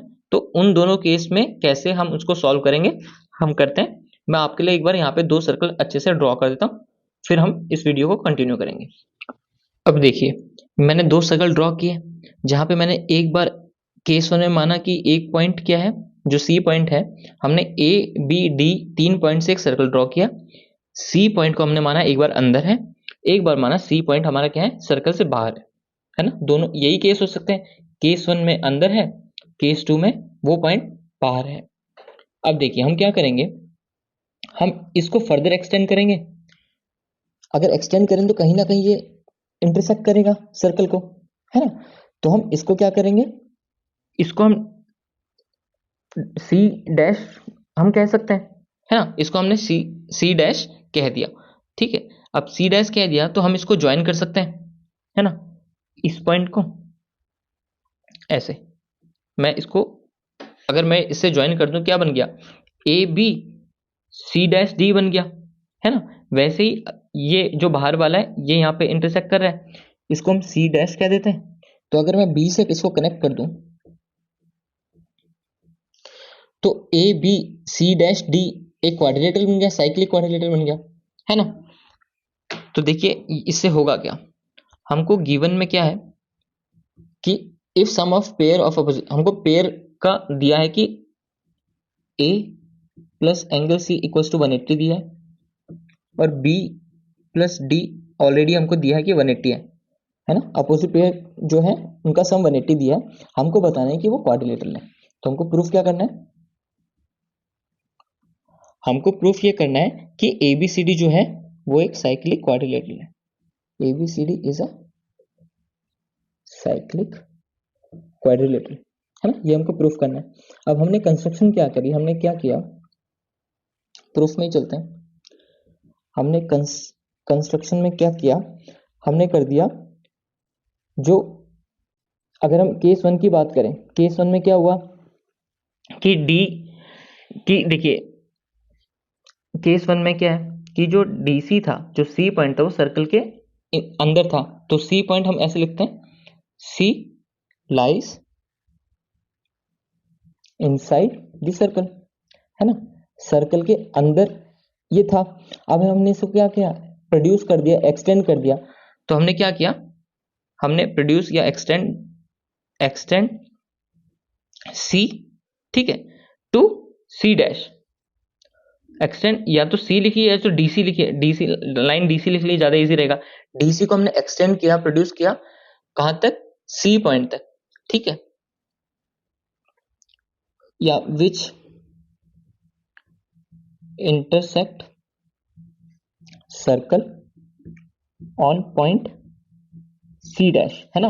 हमने डीसी को प्रोड्यूस किया, उसने सर्कल में जहां पे इंटरसेक्ट किया उसको हमने सी डैश का नाम दे दिया और ज्वाइन कर दिया बी, एंड ज्वाइन कर दिया बी को सी डैश से, है ना। ज्वाइन कर दिया बी को सी डैश से। इससे फायदा क्या हुआ, देखिए इससे फायदा ये हुआ कि हमको पता चल गया A B C dash D क्या एक साइक्लिक क्वाड्रिलेटरल है ना। ऐसे ही अगर हम केस 2 की बात चलो बाद में करेंगे, इसी की बात करते हैं। इससे फायदा क्या हुआ कि angle A plus angle C dash कितना हो गया, 180 हो गया, 180। अब देखिए हमको पता है क्वेश्चन में गिवन है कि एंगल ए और एंगल सी ऑलरेडी 180 है, और एंगल ए और एंगल सी क्या ऑलरेडी 180 है, हमको क्वेश्चन में गिवन है। हमको इसको इक्वेशन 1 मान लेते हैं, इसको इक्वेशन 2 मान लेते हैं, ये गिवन ही था, है ना। तो 1 एंड 2 से देखो क्या मिलेगा, ये भी ये इन दोनों का सम 180 है, इन दोनों का सम 180 है, तो ये दोनों एक दूसरे के इक्वल होंगे, है ना। तो therefore from first and second from equation 1 and 2 हम लिख सकते हैं ना कि angle A plus angle C dash ये इसके इक्वल होगा, angle A plus angle C के, है ना। अब देखिए ये एंगल ए और एंगल ए तो इक्वल ही है, सेम चीज है, तो ये तो कैंसिल आउट हो जाएंगे। अगर ये कैंसिल हो जाएंगे तो क्या बचेगा, सिर्फ एंगल सी डैश और एंगल सी बचेगा। तो इससे हमको क्या मिला कि सी डैश और सी जो क्या है दोनों एक दूसरे के क्या है, इक्वल है। इक्वल है इट मीन्स क्या है कि वो एक ही पॉइंट है, तो एक ही पॉइंट है तो वो सर्कल के किसी एक ही पॉइंट पे होंगे, है ना। तो इसका क्या मतलब है कि वो क्या करते हैं, कोइंसाइड करते हैं एक दूसरे को। और हमको पता है कि angle A plus angle C 180 है, तो वो क्या बन गया, एक साइक्लिक क्वाड्रिलेटरल बन गया, है ना। जब ये दोनों पॉइंट्स कोइंसाइड कर रहे हैं इसका मतलब ये कुछ ऐसी फिगर होगी जो हमने सबसे पहले बनाई थी मैंने, ए और सी, तो सी और सी डैश क्या है, एक ही पॉइंट है। जब वो एक ही पॉइंट है, सी भी यहाँ पे है और सी डैश भी यहाँ पे है ना। तो ये दोनों पॉइंट एक ही हैं, तो angle A plus angle C क्या होगा, 180 होगा, है ना। तो क्या हो गया, ये तो साइक्लिक क्वाड्रिलेटरल है। अगर दोनों का सम 180 है तो वो तो साइक्लिक क्वाड्रिलेटरल होता है। और अगर हम केस 2 की बात करें तो केस 2 में भी हम ऐसे ही लिखेंगे कि हमने क्या किया कि जो डीसी लाइन थी वो इंटरसेक्ट कर रही थी सर्कल को, कहाँ पे, सी डैश में। तो हमको पता है एंगल ए और सी डैश क्या बन गया, 180 बन गया, क्योंकि हमने साइक्लिक बना दिया। और क्वेश्चन में हमको गिवन है ही ए और सी क्या है, 180 है। तो जब हम इन दोनों इक्वेशन को सेम ऐसे इक्वल रखेंगे तो भी सेम चीज हो जाएगी, तब भी आपका एंगल सी और एंगल सी डैश दोनों इक्वल ही आएंगे। इक्वल